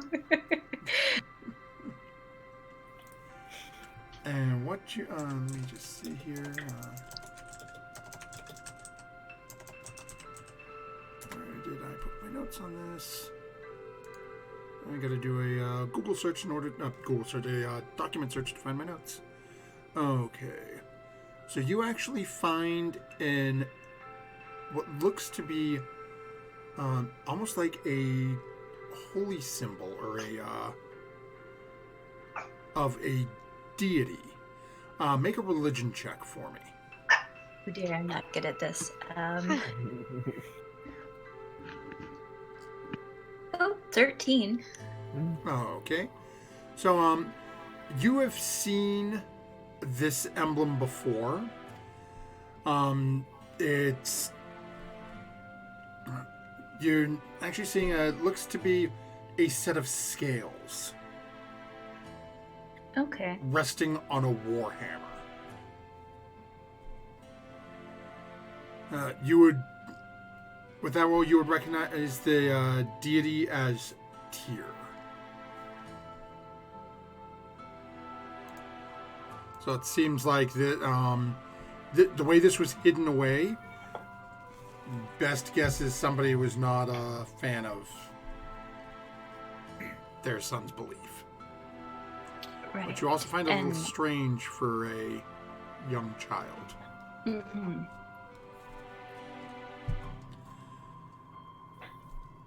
And we will jump over to Snowmoon and Jack now as they have opened and walked into the bedroom.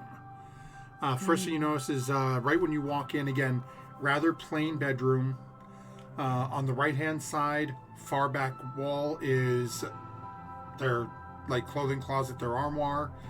Just in front of that, closer to the door, looks to be a desk with a small chair in front of it. Across the room is a sort of, I don't want to say busted up, but it looks like a queen bed that's seen better days. It's just sort of old. You can see one of the legs is not quite even. As you're looking at it, though, there is a massive amount of dried blood. Blood on the top of the bed, blood on the floor. It's like a frightening amount of blood. Oh dear. Do people's wear some blood? Go ahead and make a medicine check. 19 on the dice. I don't know what my medicine is. It's a 20 total. Oh, okay.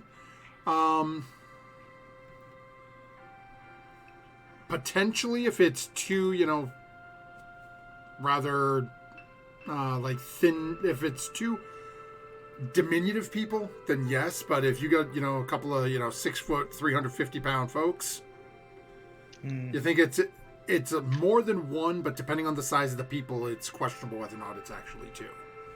Okay. But likewise, it could be if one died and one was able to walk away, you would be fairly certain it's more than one, though. Okay. The only thing that Jack is really looking to do in this room is she's beelining straight to look for culty robes like they saw in the other buildings. Okay. Easy enough to open the armoire, and you do find one hanging in there. That same greenish-black color. Again, looking at these, much like everything else that you've seen in this house, though, you notice that there, as you're looking at the sleeves and sort of pulling it out and showing it towards Snowman, there's a couple of moth holes in it.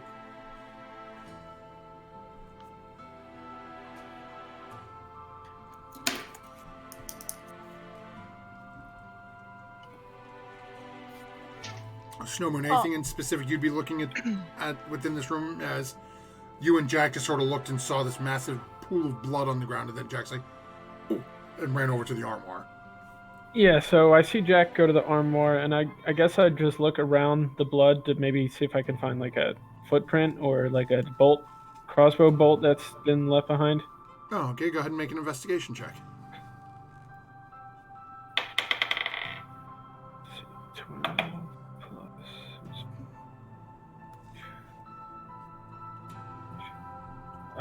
12. Okay. As you're looking around, you don't notice anything like you don't see any footprints in the blood. You don't see anything leading away, which you find a little strange at first because it's a lot of blood. But as you're looking around, you notice that the window in this room, as you're looking at it, and it's just, simple, like 4-pane window. Mm-hmm. And one of the panes is missing. As you sort of look at the pane, you've got a pretty clear line of sight from that window straight to the bed. Okay, do I see like shattered glass in the room at all? No, you don't see anything broken.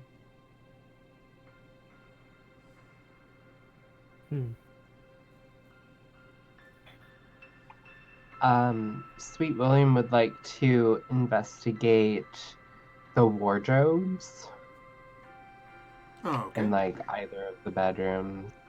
Looking for anything in specific, as Jack is currently tossing the one in the parents' room. Okay. Well, I want to look for any like robes that they might have. Like, I know in one of the other houses we looked at, there was like a shabby looking robe in one of the wardrobes there. So I'm looking to see if there's a Yeah, that's it. connection. Jack just found that in Oh. there. We've found that robe in all three houses we've been to now. Mm-hmm. That same cult robe. Yeah. The one that William found the first time had this like reddish brown, it almost looked like clay mud on the bottom of it. The robe they found at the second location was very, like it was freshly cleaned, pressed, folded, tucked away in a drawer. This one is hanging, doesn't have the mud on the bottom of it, but it looks to be much older. Like a couple of moth holes poked through it. It's like something they've had for years. Much older. Interesting. I I want to look in this room for like any like secret like safes or anything like that. Oh, okay. Go ahead and make an investigation check. And what were you saying, Lydia? Oh, I was going to lift up the carpet. Oh, okay. So, anyways, you take about 10 minutes or so going through the house, checking each room. By the time you hit the second room and you're going around the walls, you start to be pretty sure that you're not going to find anything. the whole aesthetic of this house just gives the impression that these people don't have a lot. So you're pretty sure whatever they had, you've probably seen most of it. Like, you didn't see any jewelry as you're tossing through the parents' room with Snow Moon and your sister. As you go through the kids don't really have much in the way of toys. Sorry, I didn't specify. I wasn't looking for valuables. I'm looking for, like, hidden books or, like, little altars, like, things like that. Right, so as you're looking, you're not finding anything hidden. And I'm just saying, as you're looking and you're catching these other things, you're going, it doesn't look like these people have any money to buy things like this. Okay. If they had anything of value, it's, as you open and see the barn door, they had 3 goats. That probably cost them most of the money for a good period of time. And now they're dead. That's sad. So's the owner. Yeah, that's also sad. Lydia, as you lift up the rug, Yep. you see a couple of silverfish and earwigs sort of scamper away. Okay. I put the rug back down. I will approach the window, and Okay. I'll see if it's unlocked. It's literally just, it's a single 4-pane window. There's no way to open or close Oh, it. okay. It doesn't slide. Okay. Yeah, it's literally, it's just like somebody put 4 panes of glass Okay, in so gotcha. you could get some light in the room. So if I, If you look through the window, what do you see? yeah, is there like this is on the first floor, right? We didn't. Yeah, there is that's no true. other floor. It's Okay. it's just a single story house. I mean, if I look straight out the window, do I see like a direct? I don't know, like As you look out, a direct line of sight from some position into this room. you could probably go outside and look. As you look out the window and sort of crane to get your head around, trying to look out this small opening. Mm-hmm. You can see out into their side yard. This is basically this is immediately within that fenced-in sort of side yard to the left of their house. Okay.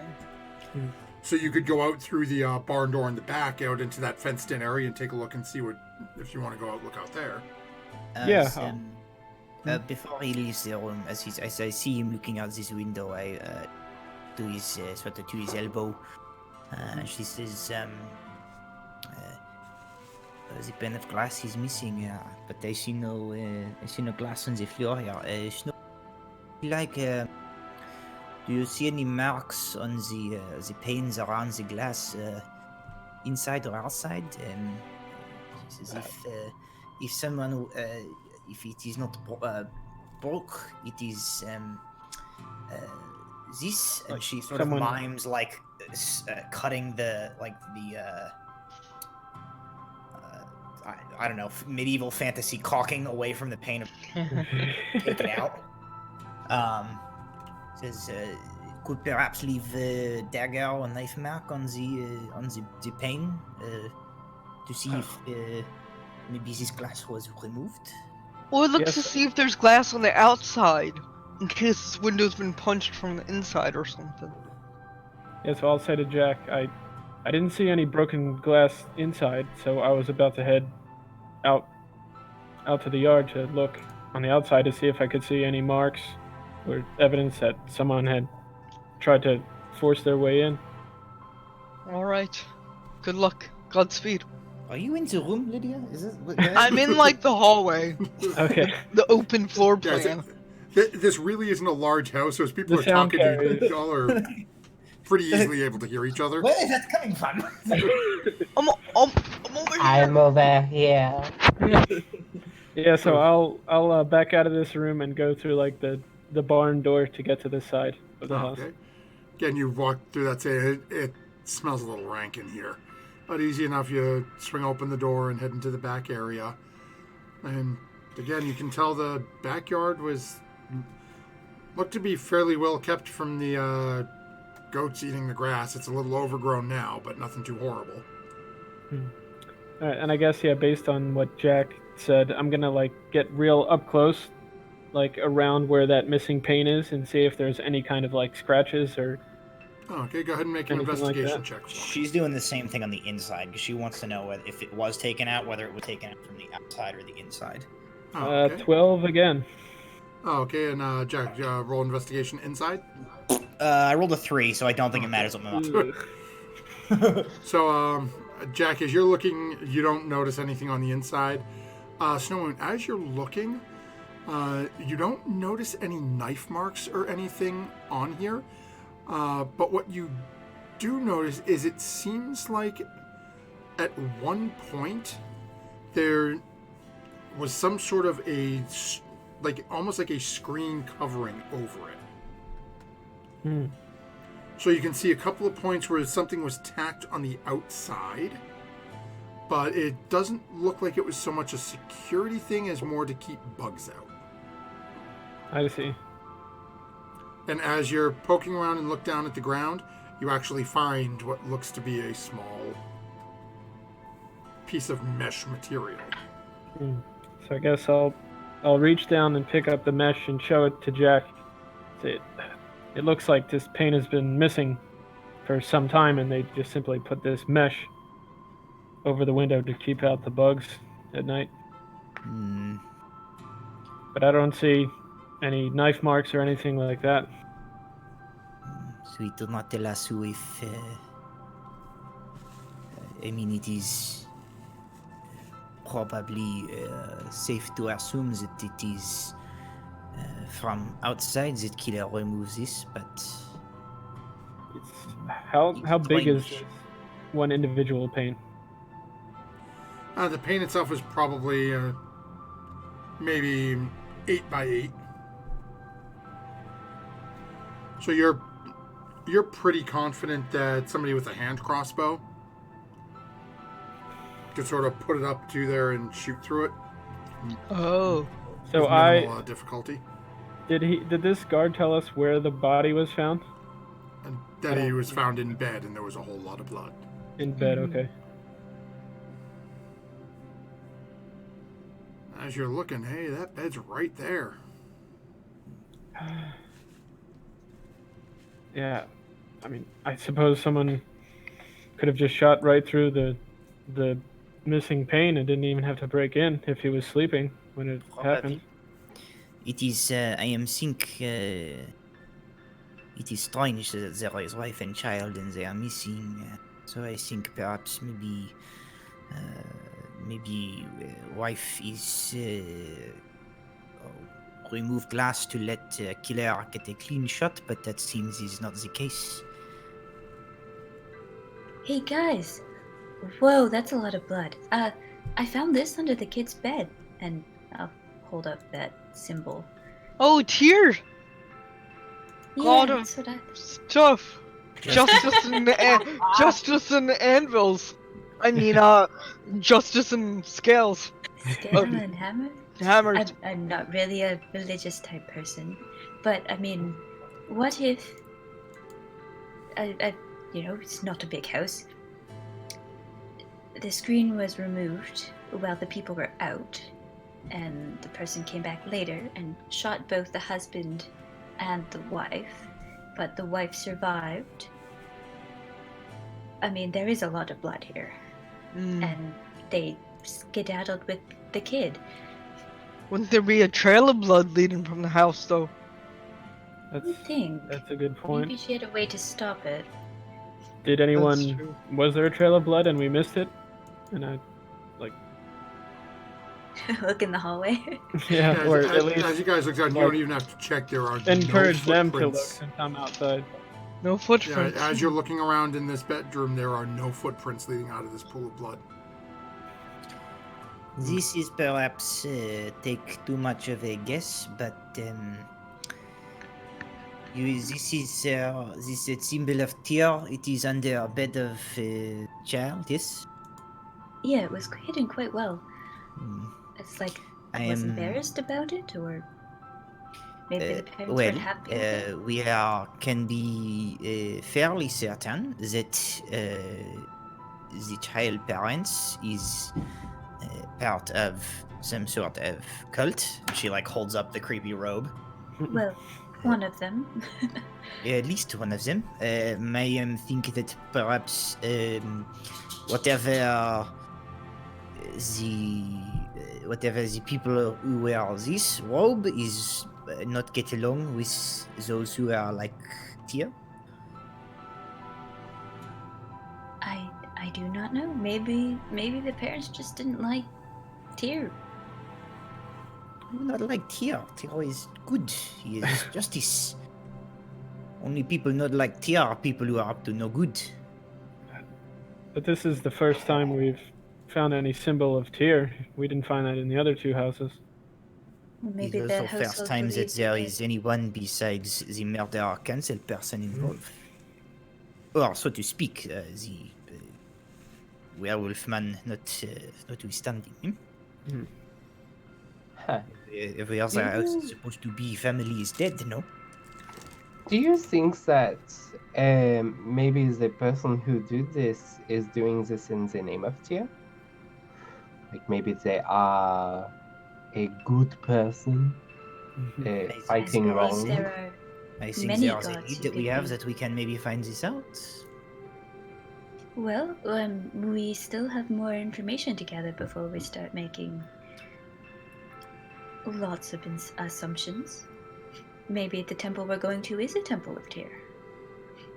Does Tyr have temples?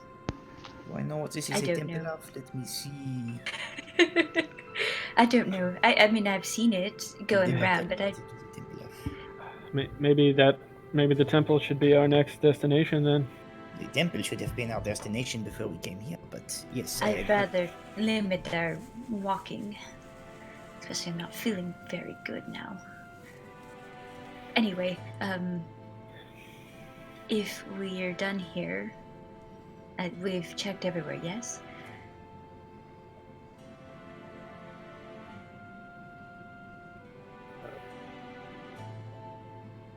Except for the barn.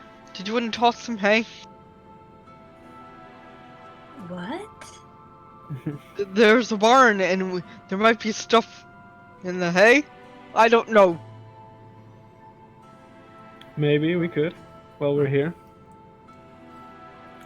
I'm outside, and I'll walk feel- towards the barn. Like it?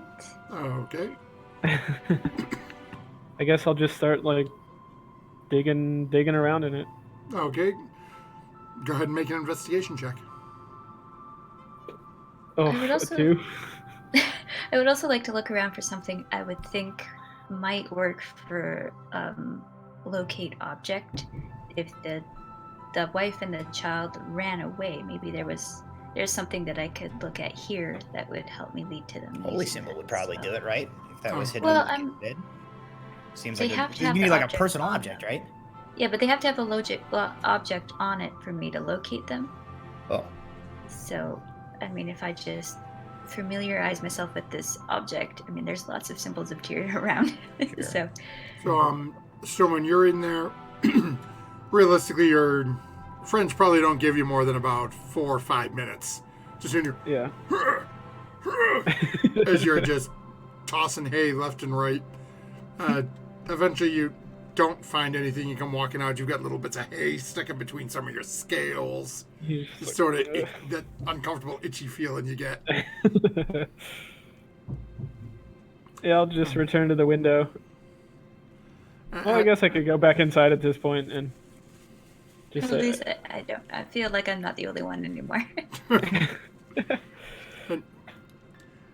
As you're looking around the Furia, you don't really see anything that jumps out. Like, there's nothing that says, oh, I know it would be an empty spot A and they'd have it with them.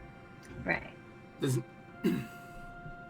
like Jack mentioned as you were thinking about it, the holy symbol would have been your best shot, but it was left here. Mm-hmm. If it hadn't been here, you wouldn't have known about it. You're not. Right. You really can't see anything that's jumping out and saying that you could locate this. All right. And this rest of the day is yours. It's at this point, it's not even lunchtime yet. Go down to the temple area. yes, I think that's where we should head next. Yeah. How much more time do we have left until our ship is sailed? So this, okay. We had a week. So, you were given 2 days to do whatever, like all you wanted. Mm-hmm. Then you were told to start a new task, and you were given a week. So realistically, you have, This is our first day of right. This is your Of the week, captain's yeah. business. Now, is this like a calendar of Harptos 10-day week type of deal? Yep. Okay. So you actually do I actually have my calendar handy? Let me see. No, that's right. I went looking for it and I couldn't find its hiding spot last time. So I want to say you guys are. I'll have to find my calendar again. I want to say you're at roughly the like 15th or 16th of the month. At this point, I'm not going to waste a whole lot of time scanning for it now. I know it's here somewhere. Just got to find what I did with it. I got mine. So, you've got a calendar of Harptos with you? Yes, I do. Okay. Bloody hell. Months that begin with T. Okay. The last time we were told the date, it was the 12th of Tarsak. Okay, thank you. And So yeah, that so at was this like point, episode 8. right, but Tarsak, the Claw of Storms. yep. At this one, it's actually only been about 5 or 6 days from then. That was the day we Festival of arrived Greengrass, in the that's fun. city. The 12th was the day we arrived in the city. Oh, okay. Hey, that's even better. As I can't find my calendar where I had it tagged. So that would mean that today is the 15th. So you have basically your ship is scheduled to depart with or without you on the 25th.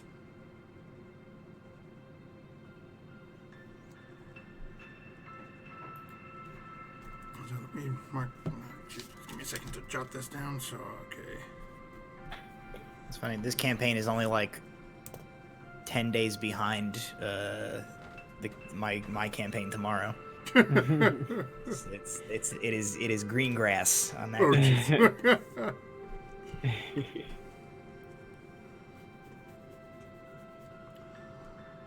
So as you guys are making your way down to Ravensmoor Village, anything else you'd be doing during the trek down there? If we got a cart, I mean, I don't know how long it probably won't take an hour, but I figure it would just be sort of picking worms out of places and just resting. Yeah, so realistically, if you were to just walk it,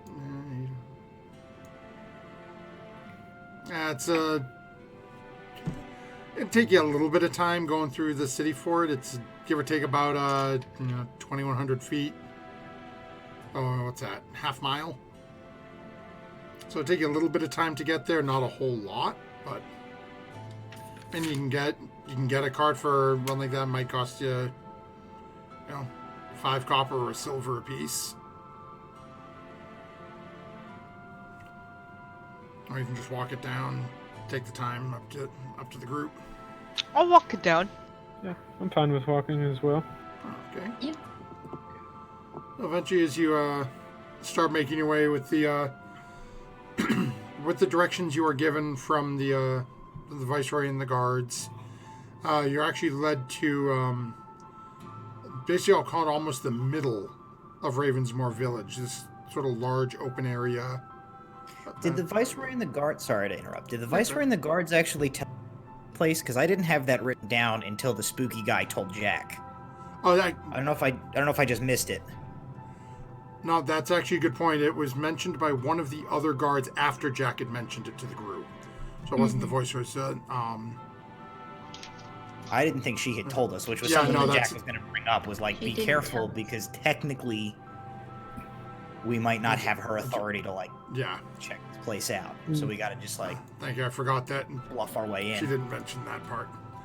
So you guys know where the temple is. That is, it's mentioned, and the party would be aware of this, even if the DM's brain dead at the moment. That it's been mentioned by Jack was given the information, and after Jack had gotten that, the guard, bringing it up, guards mentioned that they had been moved down that way, but it was mentioned more in passing, not like, oh, you should go check it out. So as you start to approach,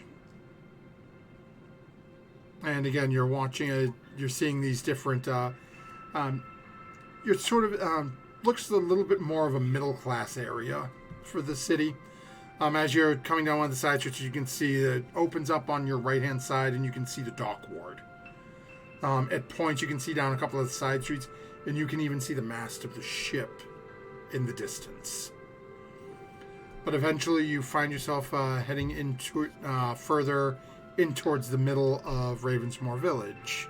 I just rolled 2 nat 20s. I'm so disappointed in myself. Sorry, continue. Lydia breaks out into like a sweet dance number on the way to the like a dance number montage, and it's really cool. Okay, so as you eventually make your way into this area in Ravensmoor Village, you do see that you are coming up on a temple. Cool. And I want all of you go ahead and make a religion check for me. I just rolled 2 nat 20s. I rolled one for fun after she had said it, and I was in the process of texting you guys a picture of the nat 20, and then I just rolled. I got a nat 1, so. Okay. So, I got an 8. Got a 14. And I also got a 20. Oh man. Okay, so more than a few of you recognize this. Unfortunately, Furia has no earthly clue.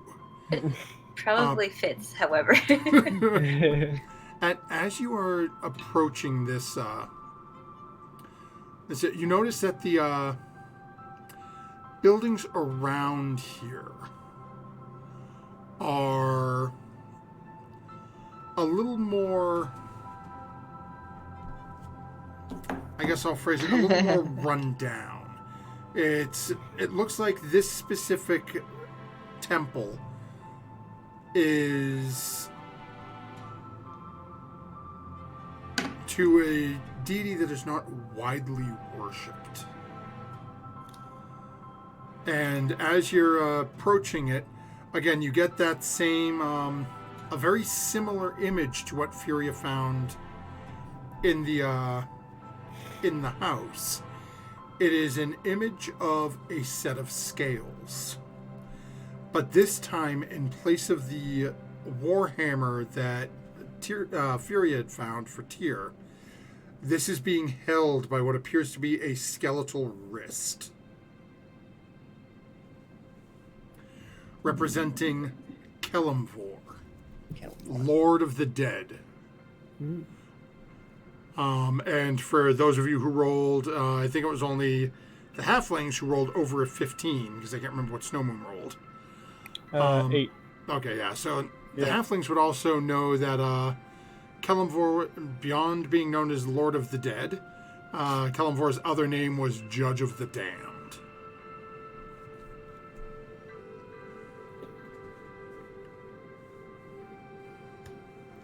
And again, you can see that as you start approaching this building, the doors are open. But again, it seems like the temple's seen better days. No one's really jumping up to worship the god of the dead. Come on. Nope. He's like the nicer god of the dead. He's the one who, well, given you guys both rolled nat 20s, I should both know he hates the undead. He has nothing but contempt and hatred. But likewise, he also has contempt for people who utilize powers to stave off death. Oh! He is he has a very profound respect for the process of life and death. Based on that knowledge, then, would it be a safe assumption for Jack to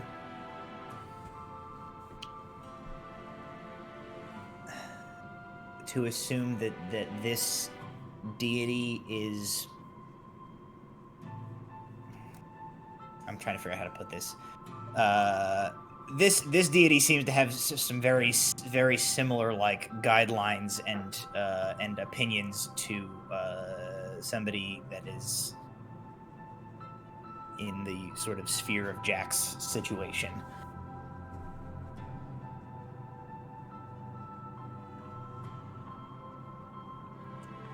I'll say, Jack would sort of get that, with that Jack, I'll say that would ring some bells. Like, Jack would sort of put two and two together, but it's not enough concrete, if you take my meaning. Sure. It's like, that does sound really familiar, but I guess I'm trying to, she probably kind of knows how these dudes roll at this, like the clerics of this temple. yeah. Okay.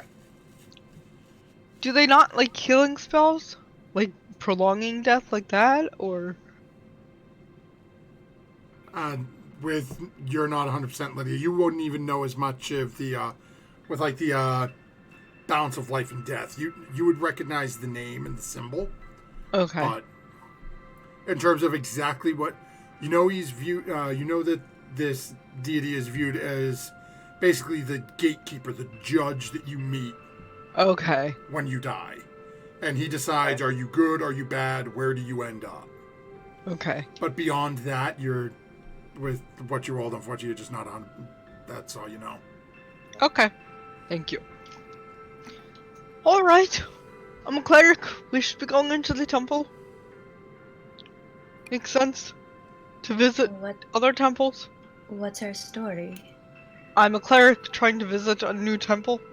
No, we need to see the bodies. Oh. I don't want to just visit. And I want to learn medicine while I'm here. Should we just tell them the truth? I About believe- what we're Probably. investigating? I think we tell them the truth, yes.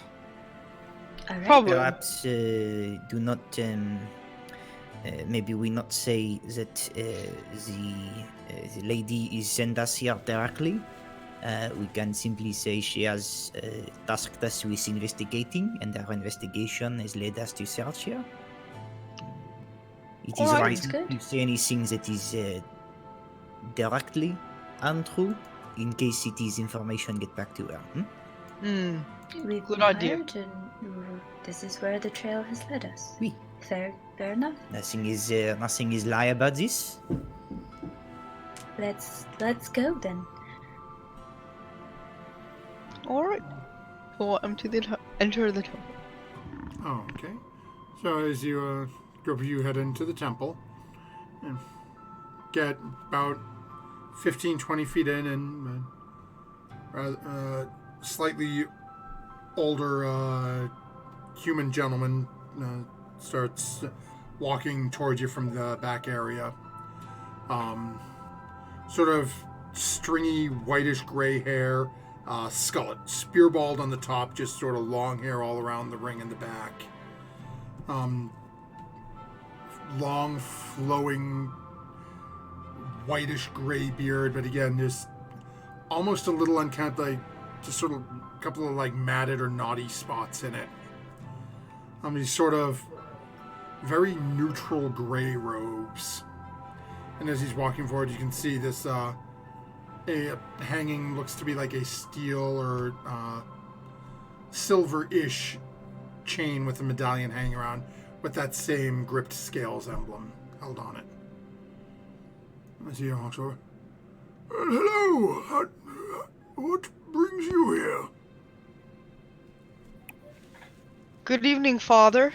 We're here to investigate, to continue our investigation of the murders in the city. Oh, so you are here for the council people we have in the crypts downstairs. Yes, quite. We- We would like to observe them if possible. I suppose I can show them to you. Although it has been a number of weeks for some of them. Understandable. Come this way and I will show you to them. Thank you. As he leads us down, Jack's gonna ask, the bodies when they were brought in, we know that they have all been killed by crossbow. The ammunition, the bolt, I assume is removed from corpses, but is, I hope, kept as is on hand. I am expert of sort in this type of thing. I would like to examine the evidence of their attacker's weapon, if possible. Yes, if you stay a while, you'll be able to check all of this down in the crypt. Very good. It leads you back towards where you walked from, and you just take a right-hand turn, and then basically you're button hooked to the right and start heading down a set of stairs. He walks up and reaches down, pulls a rather heavy chain out of his pocket, and unlocks the door in front of you and just pushes open these large double doors. You've got another set of stairs leading down what looks to be about 20-25 feet. He starts walking down, takes a torch off the wall, fumbles with something, lights the torch, and heads down. Head down into the main, and right when you hit the bottom, the room seems to open up. And as you watch, there are just hallways leading down the sides. And within each one, you can see just a little carved out niche with what looks to be almost like a very thin stone sarcophagus sitting on it. And as he beckons you to follow and leads you down about another 20-30 feet, then takes a left and starts walking down this long hallway. And again, as you're walking down, on each side, 3 stacked high, just these same stone, looks to be coffins. At the base of each one of them, as you walk by, a small wooden box.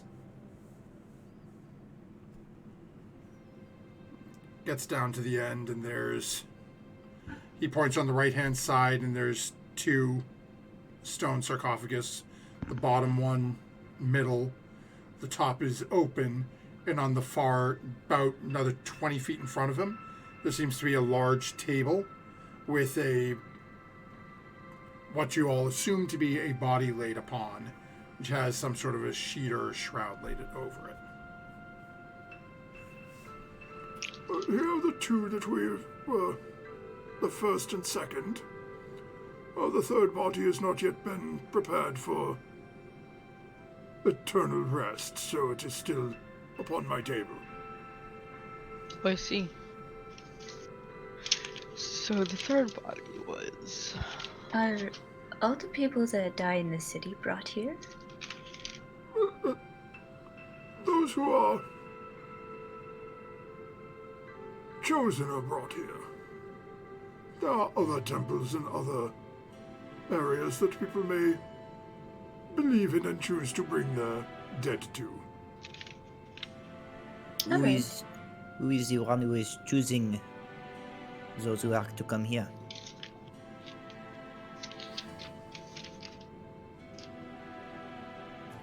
He looks back and forth at the group of you.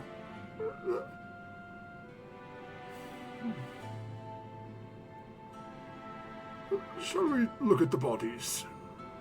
I would like to roll an insight check on him. Now I'm creeped out. Okay, go ahead. Oh, I think this is a good place to use the golden 20 for sure. Yeah. Okay, so we will go ahead and strike that off as Jack is taking a good long look at this person. Give me a 21. total. And as you're looking at it and asking this question, you watch is his eyes flip across the 6 of you, back and forth, and it almost looks like he's afraid to say anything yet. He definitely has the answer you're looking for, but it looks like he's just not quite ready to share what's on his mind. You don't get any sense of maliciousness from it. It's just like he's nervous and doesn't quite know what to make of the group of you yet. He's nervous. Jack will not push further yet. She wants to see. Once we see the bodies, she will formulate her plan of acting on this information she has gained. She will say nothing at this point. Okay.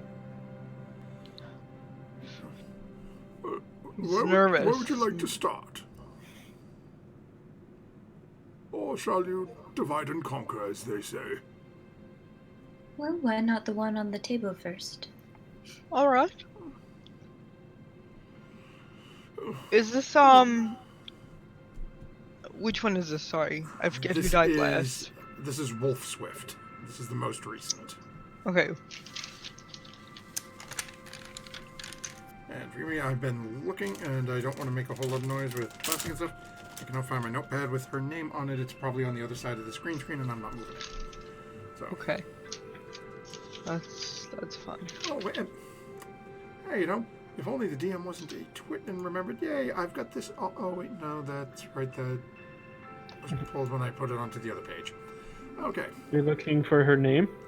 No, I. If you guys want it, I can try to find it. I just can't remember her first name. It's Wolf Swift. It's Christina. Thank you. Yeah. So, as he brings you over and again starts to goes to remove the shroud for some. I hope you're not squeamish, are you? I'm becoming less so as I spend time with these people, and I just sort of gesture around. No, I'm fine. He shakes his head. Reaches down and just pulls the shroud back. And as you're looking, you can see the chest of this individual has been cut open and literally opened. Sitting in a small bowl next to the body is the individual's heart. Jack, given your question, you would immediately notice there are still 2 crossbow bolts buried within the heart. And you do see, looking at them even just quick, you can see that there are a couple of knife marks on the side where it looks like he was trying to hold them in place as he cut the chest and just banged into it with the knife. And as you're looking at it, you can see the front third or almost half of the crossbow bolt is tipped in silver. Very good. I will do nothing at this point. I will wait. I'll turn to him and ask, the way you cut the body open, did you do this with all the bodies you prepare to bury? Only if it is deemed necessary, if it is of unnatural causes.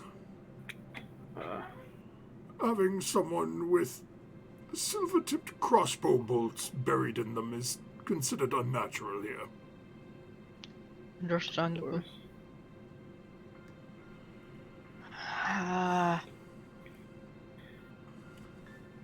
And as you're looking, you can see the table sort of an interesting setup. As you're looking at the table, this body is laying on sort of a mesh. Best way I can describe it is think of it sort of like the thing a cooling rack for your cookies. It's a sort of mesh thing that keeps the body a couple of inches off of the table. And as you're looking at it sitting on the table and you watch this, the underside of the table as you're looking, there is actually a little bit of water running along the underside of the table. It seems to be washing like any dirt or anything down, and there's a little sort of almost like a catch basket down at the bottom. And the table's barely slightly inclined, so it's a very sort of slow motion. But you'll see there's little bits of like hair and dirt stuck in this catch basin at the bottom of the table. But the whole time there is a very slowly running current of water underneath it.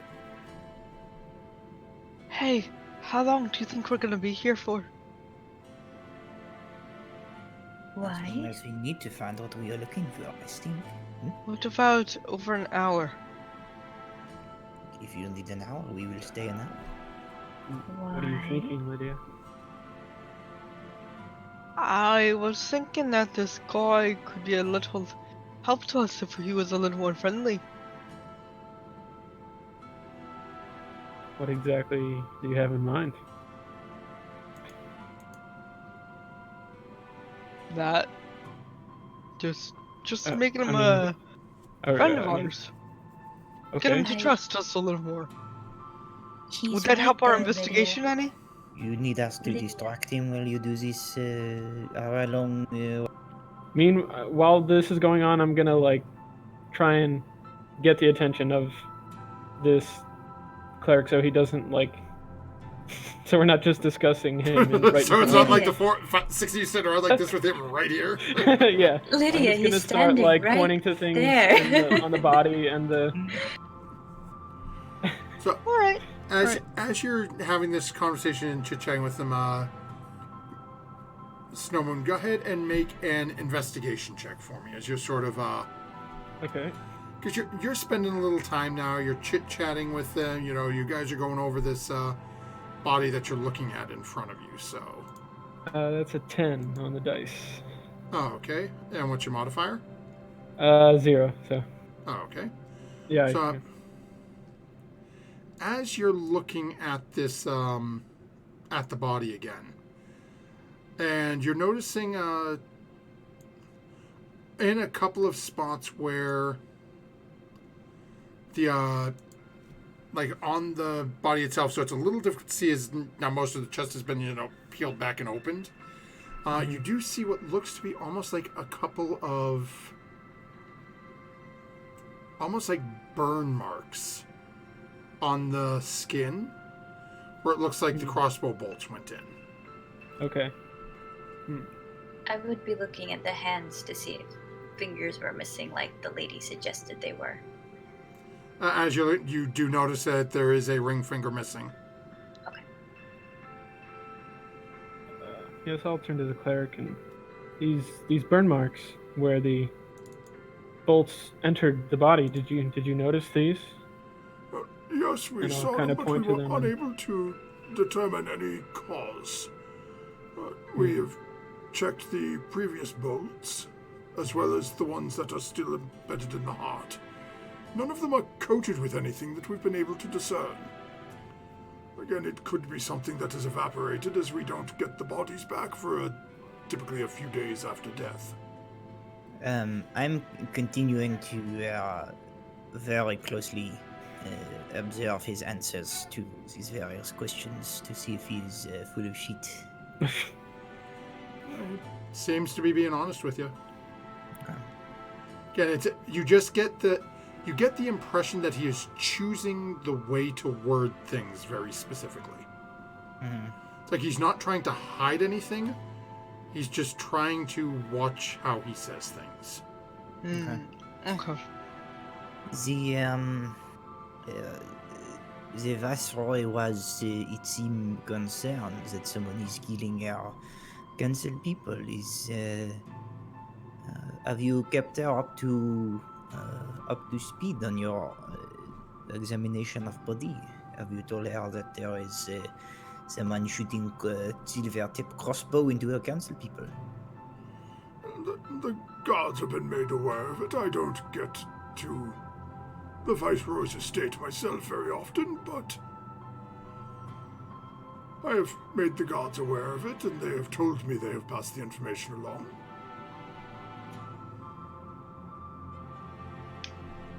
She stares at him for like 10 seconds. What?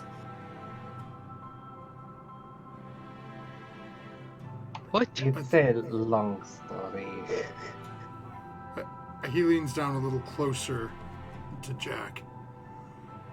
I do not go to the Viceroy's estate. I send, when she needs me, she sends her guards, and I send responses through them. Is he saying guards? Yes. Yeah. Oh, Sorry. I thought he was saying God. I informed oh. of gods.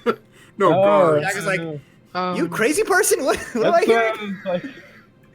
I was didn't very understand Jack's confused by that. reaction. I was Like, like, okay, what? all right, that makes much more sense.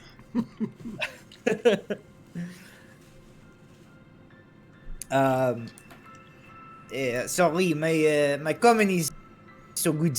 I have trouble to understand sometimes. You are tell the guards, I see, and they send no information back to you of anything of this silver. No, it's just that it is consistent and that the Viceroy wants it resolved.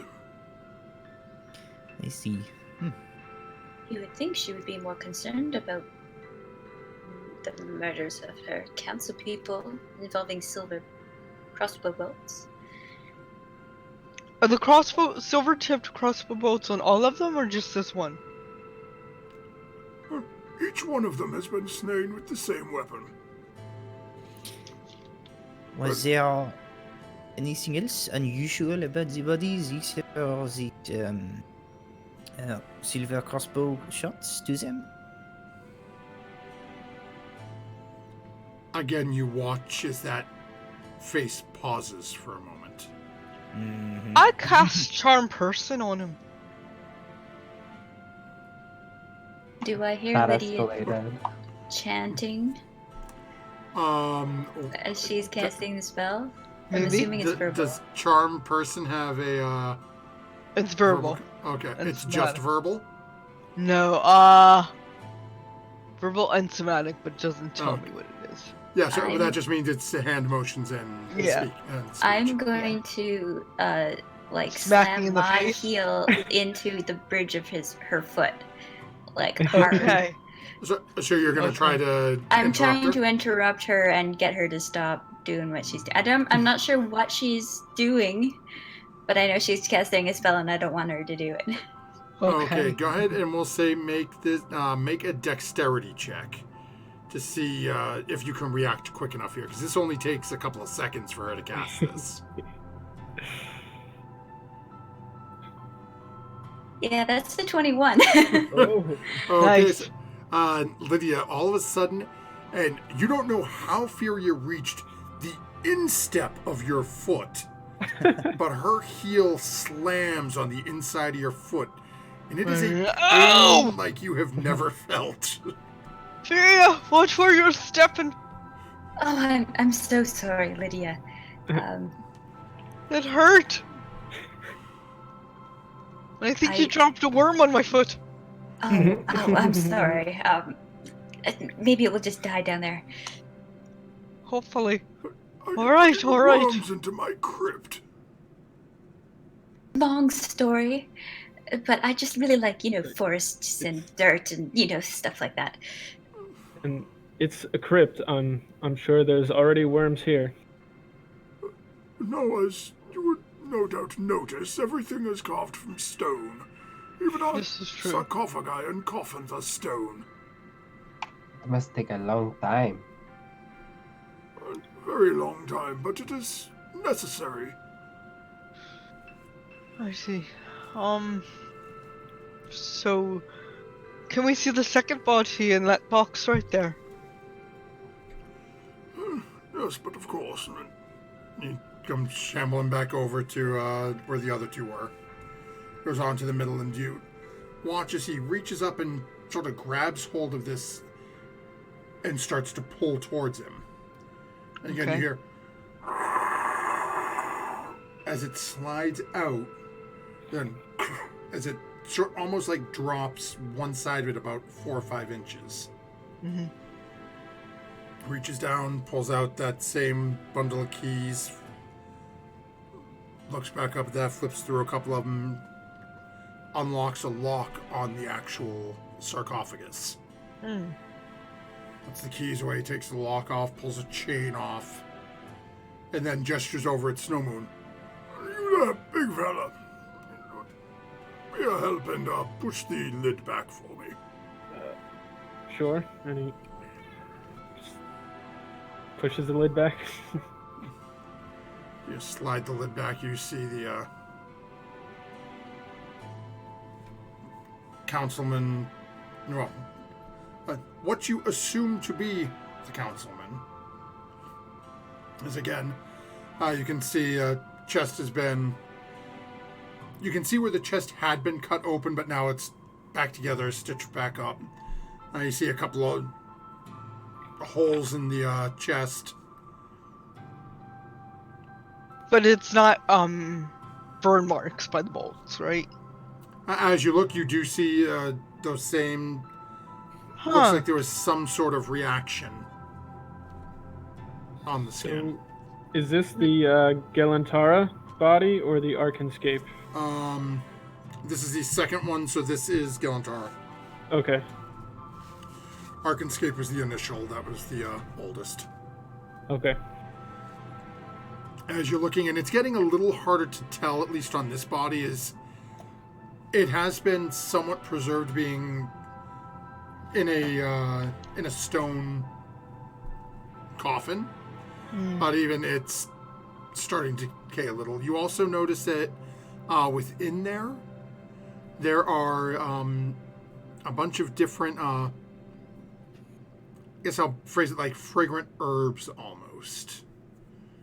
So you're getting almost a, not really a floral scent, but a very nature-y sort of scent. I like. Nothing like some eucalyptus and decay in the morning.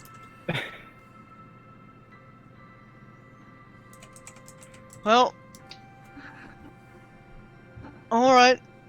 I guess. Well, Jack, you were kind of insistent on coming here. Did you want to see anything else? The third body for I would one. like to see the And- cell body. Alright. And we should also ask if, when the third body was brought in, if there were any other bodies, maybe the wife, or since we still don't know what happened to the wife and child. Sure. The ring finger is missing on Galantara's body as well. Yep. Okay. Yeah, as you're looking over, and Fury, you would probably recognize some of these scents you're getting. One of the scents you're picking up as they open this is holly. Okay. Another is hawthorn.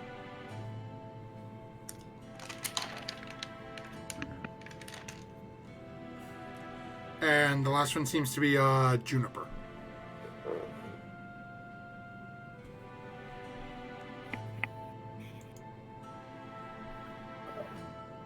That gives a very, I won't say a lovely fragrance now because it is still a rotting, decaying body within, but The combination is quite nice. it's like, oh, the worms. Ooh, that's so nice though. Yeah. I'll turn to the cleric again. Was there anything unusual you found in this body compared to the other? Because I smell something. I don't know what, but it doesn't smell like decay. No, that is Plants. when we prepare the bodies and bury them, we put certain herbs and plants within. It aids Imagine with how the this. transition. Imagine how this place would smell if they didn't do that. Of course.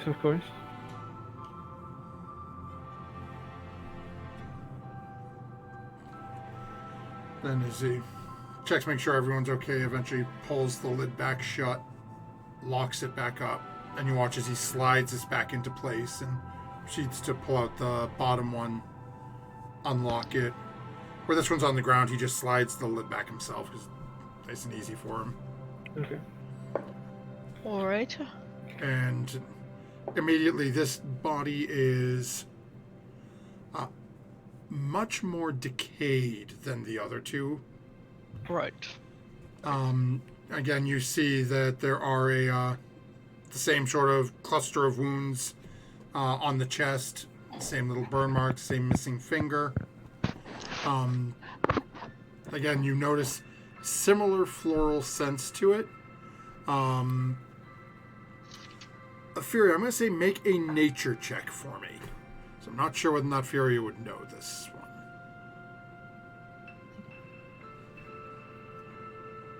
It's not fair that nature and medicine are int, or nature and religion. No, nature and medicine. Medicine's wisdom. Oh, then religion. Yes. Sorry, you're right. That's a 17. Oh, okay. So as you're looking in this one, you again you get some of the similar scents. You get the holly, you get the juniper. You're also picking up monkshood. And as you're starting to notice these scents, you're realizing that a lot of these that you're smelling are extremely poisonous to humans if ingested. Oh. So I would, looking at and smelling this. Oh, this one's different. Why? Yes, and with different individuals, different rites are performed as are required by my church. And I'm noticing that these plants are all very poisonous. Is there a reason for that? I mean, they smell great, but poisonous? No, it just happens to be that the plants we are required to use are unfortunately usually quite fatal to be eaten. Well, to be honest, people probably don't taste that great. Well, He you Anyway. just sort of cocks his No. eyes and looks at you a little weird. Normally. Are you one who would be eating people? she just well, bites them. I just have a certain talent where I might have bitten a person or two. As you It's say not that, he something takes that about I- 5 steps back and you watch the hand goes up to the holy symbol. Oh no! I can transform into many different animals. I'm not like a were person or anything because I can do lots of different animals. I could do fish. I could do bears. Oh. I could do ants. I don't think there's such a thing as a were ant. That would be kind of terrifying. But in defending my friends, I have bitten bandits that were trying to kill us. But they tasted horrible. And this I is think you becoming should a stop really talking. long And as this stream is of words, and I should stop I'm talking. gonna try and get the attention of the cleric again. This body, this is the Arkanscape. He's not even looking at you, he's just staring at Fury. And Jack, you are now picking up fear. Just I'm gonna step over to him, put him me between him and the circus that's going on back there. And she just sort of looks at him for a minute. And did we get his name, by the way? I don't. No. no, nobody's not No. they just referred to him as Cellular father. place. I call them father. She says, so. And Sort of if he's just still half doing this, she'll eventually. You get Do a this half glance until he looks at down, but it's almost like he's trying to chameleon eye. Like he doesn't want to be rude, but he is still focused on the person who just said they bite people. Yeah. So I'll try and step in front of Furia. Maybe just try and break that. Oh yeah, Line I'm of like sight. realizing that was not the thing to say, and I'm like becoming very small. Like, As it seems like Snow and people are sort of jumping in between the two, you notice that the eyes are coming more down towards you, Jack. I am curious of a few things. I am listen to your words you say and watch your face and study your expression, and I am think perhaps there is more that you are not say to us that is going on here. Why won't you let me charm him? I don't understand. Spells are not always the answer, Lydia. Some people need to. Neither is telling the truth. Ignore the looks down at you, ignore the Jack. man's behind the curtain. As I am being very calming. He reaches over and opens a small wooden box beside a different sarcophagus. I will take a And few pulls steps out- closer to him. A silver dagger. And holding it by the blade. He's holding it by the blade? Yep. So he's not not brandishing. He reached in, pulled it out. It's almost like Boy Scout style. Going to hand it to somebody.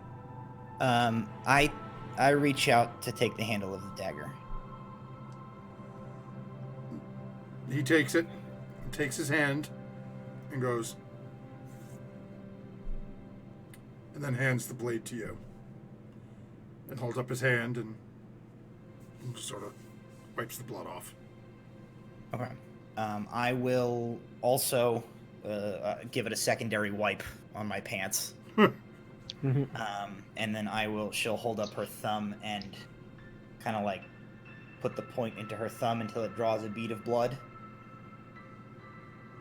Hold the thumb up to him and then pant, hand it behind her to Snowmoon. And he'll take it and he'll just kind of look between Jack and the cleric, like looking at Jack, like not saying it, but like, should I do this too? Yes, you should do it too. You will find that no one here will react to the silver. As you say that, you watch as the lip almost comes into a little grin. Well then, perhaps you should stay a short while. There is much you should hear. That is what I thought. If Snowman's sort of just standing there, I'm gonna come forward, realizing what's going on, and I'm gonna grip the dagger by the blade, and do what he did to his palm, and draw the blade across it, and hold it out to him, because he was most worried about me probably, and I'll give the blade back to Snowman afterwards. And as you take that initial step, he's more focused on Jack the moment. Seeing you move, he sort of half leans back a little, but as watches you and just. And I have my eyes on him to see if he's like satisfied yet or not. From what you can tell, he seems to be. And as he looks across the group of the six of you, says, "Come upstairs with me and I will tell you everything." Cool. Of course. And that's where we'll call an end to tonight's session. Wow, good story, Matthew. Yeah. As Jack's insight roll. Yeah. With the nat 20. Good use of the nat 20, that's for Yeah. sure. Yeah, that was clever. So before we disappear, though, we have to decide the nat 20 for next week. Now, I do want to toss out there, even though, unfortunately, Matt can't get it 2 weeks in a row. There was one vote in chat earlier from Michael saying, in case I'm asleep and I don't get to vote, I know Matt got it last week, but I have never seen someone kill a bad guy with a decanter of endless water. That was pretty gross and amazing at the same time. So another one, I got to toss one out for William and the hero move, jumping off the roof. Yeah, Yeah. that was Yeah, good too. yeah, That's that pretty was sweet. good. I'm gonna toss it out for Furia for taking those worms like a lady. Well, I mean, I've gotten used to it. Yeah. I swear, it's going to be disintegrations for Matt, gore for Kaplan. It's, Covered in gore, yeah. Yeah. although I won't say that was not my fault. That was all Matt on that one. Yeah. I mean, I'm still waiting for William to get almost eaten. Yeah, that's true. So we have Gore and Vor. My vote also is for Furia, specifically for the passing mention of I bite people is the Yes. thing that like broke this whole interaction open. Yeah. Yeah, and for stamping on Lydia's foot. I could have Jump just your charm spell. personed him, and it would have been so much easier. Yeah, I say. Well, for I mean, it would have I been just easier thought for that an was hour, funny. and then it would have been stomping real on the bad. foot too. Okay, so we will be awarding it to Furia. It looks like we got a bunch of sets. So don't forget, everyone, you do have GM's inspiration for next week. Right. I don't think I've ever used that in 2 years of playing in this game. Yeah, No, thanks, that's guys. most people don't remember it, but again, you Yeah. guys are usually, when you're doing it, you're helping each other. So Yeah, that's true. that help action is huge. Mhm. We tend to use it more on Friday nights because we forget to help each other. Yes, this is true. Like, you'll never see someone on a Friday night be like, okay, we're in the middle of a combat. I'm doing this. You know what? I'm going to run over here and take the help action. Like, don't screw you. I'm going to do something myself. Yep, not really something we do. So don't forget, folks, next time when you're investigating a murder for people who may or may not be hideous monsters that like to chew on people, when you're investigating the strange cleric whose name you still don't know, don't say I like to bite people. Don't forget to add your proficiency bonus. We'll see you next week, folks. Bye.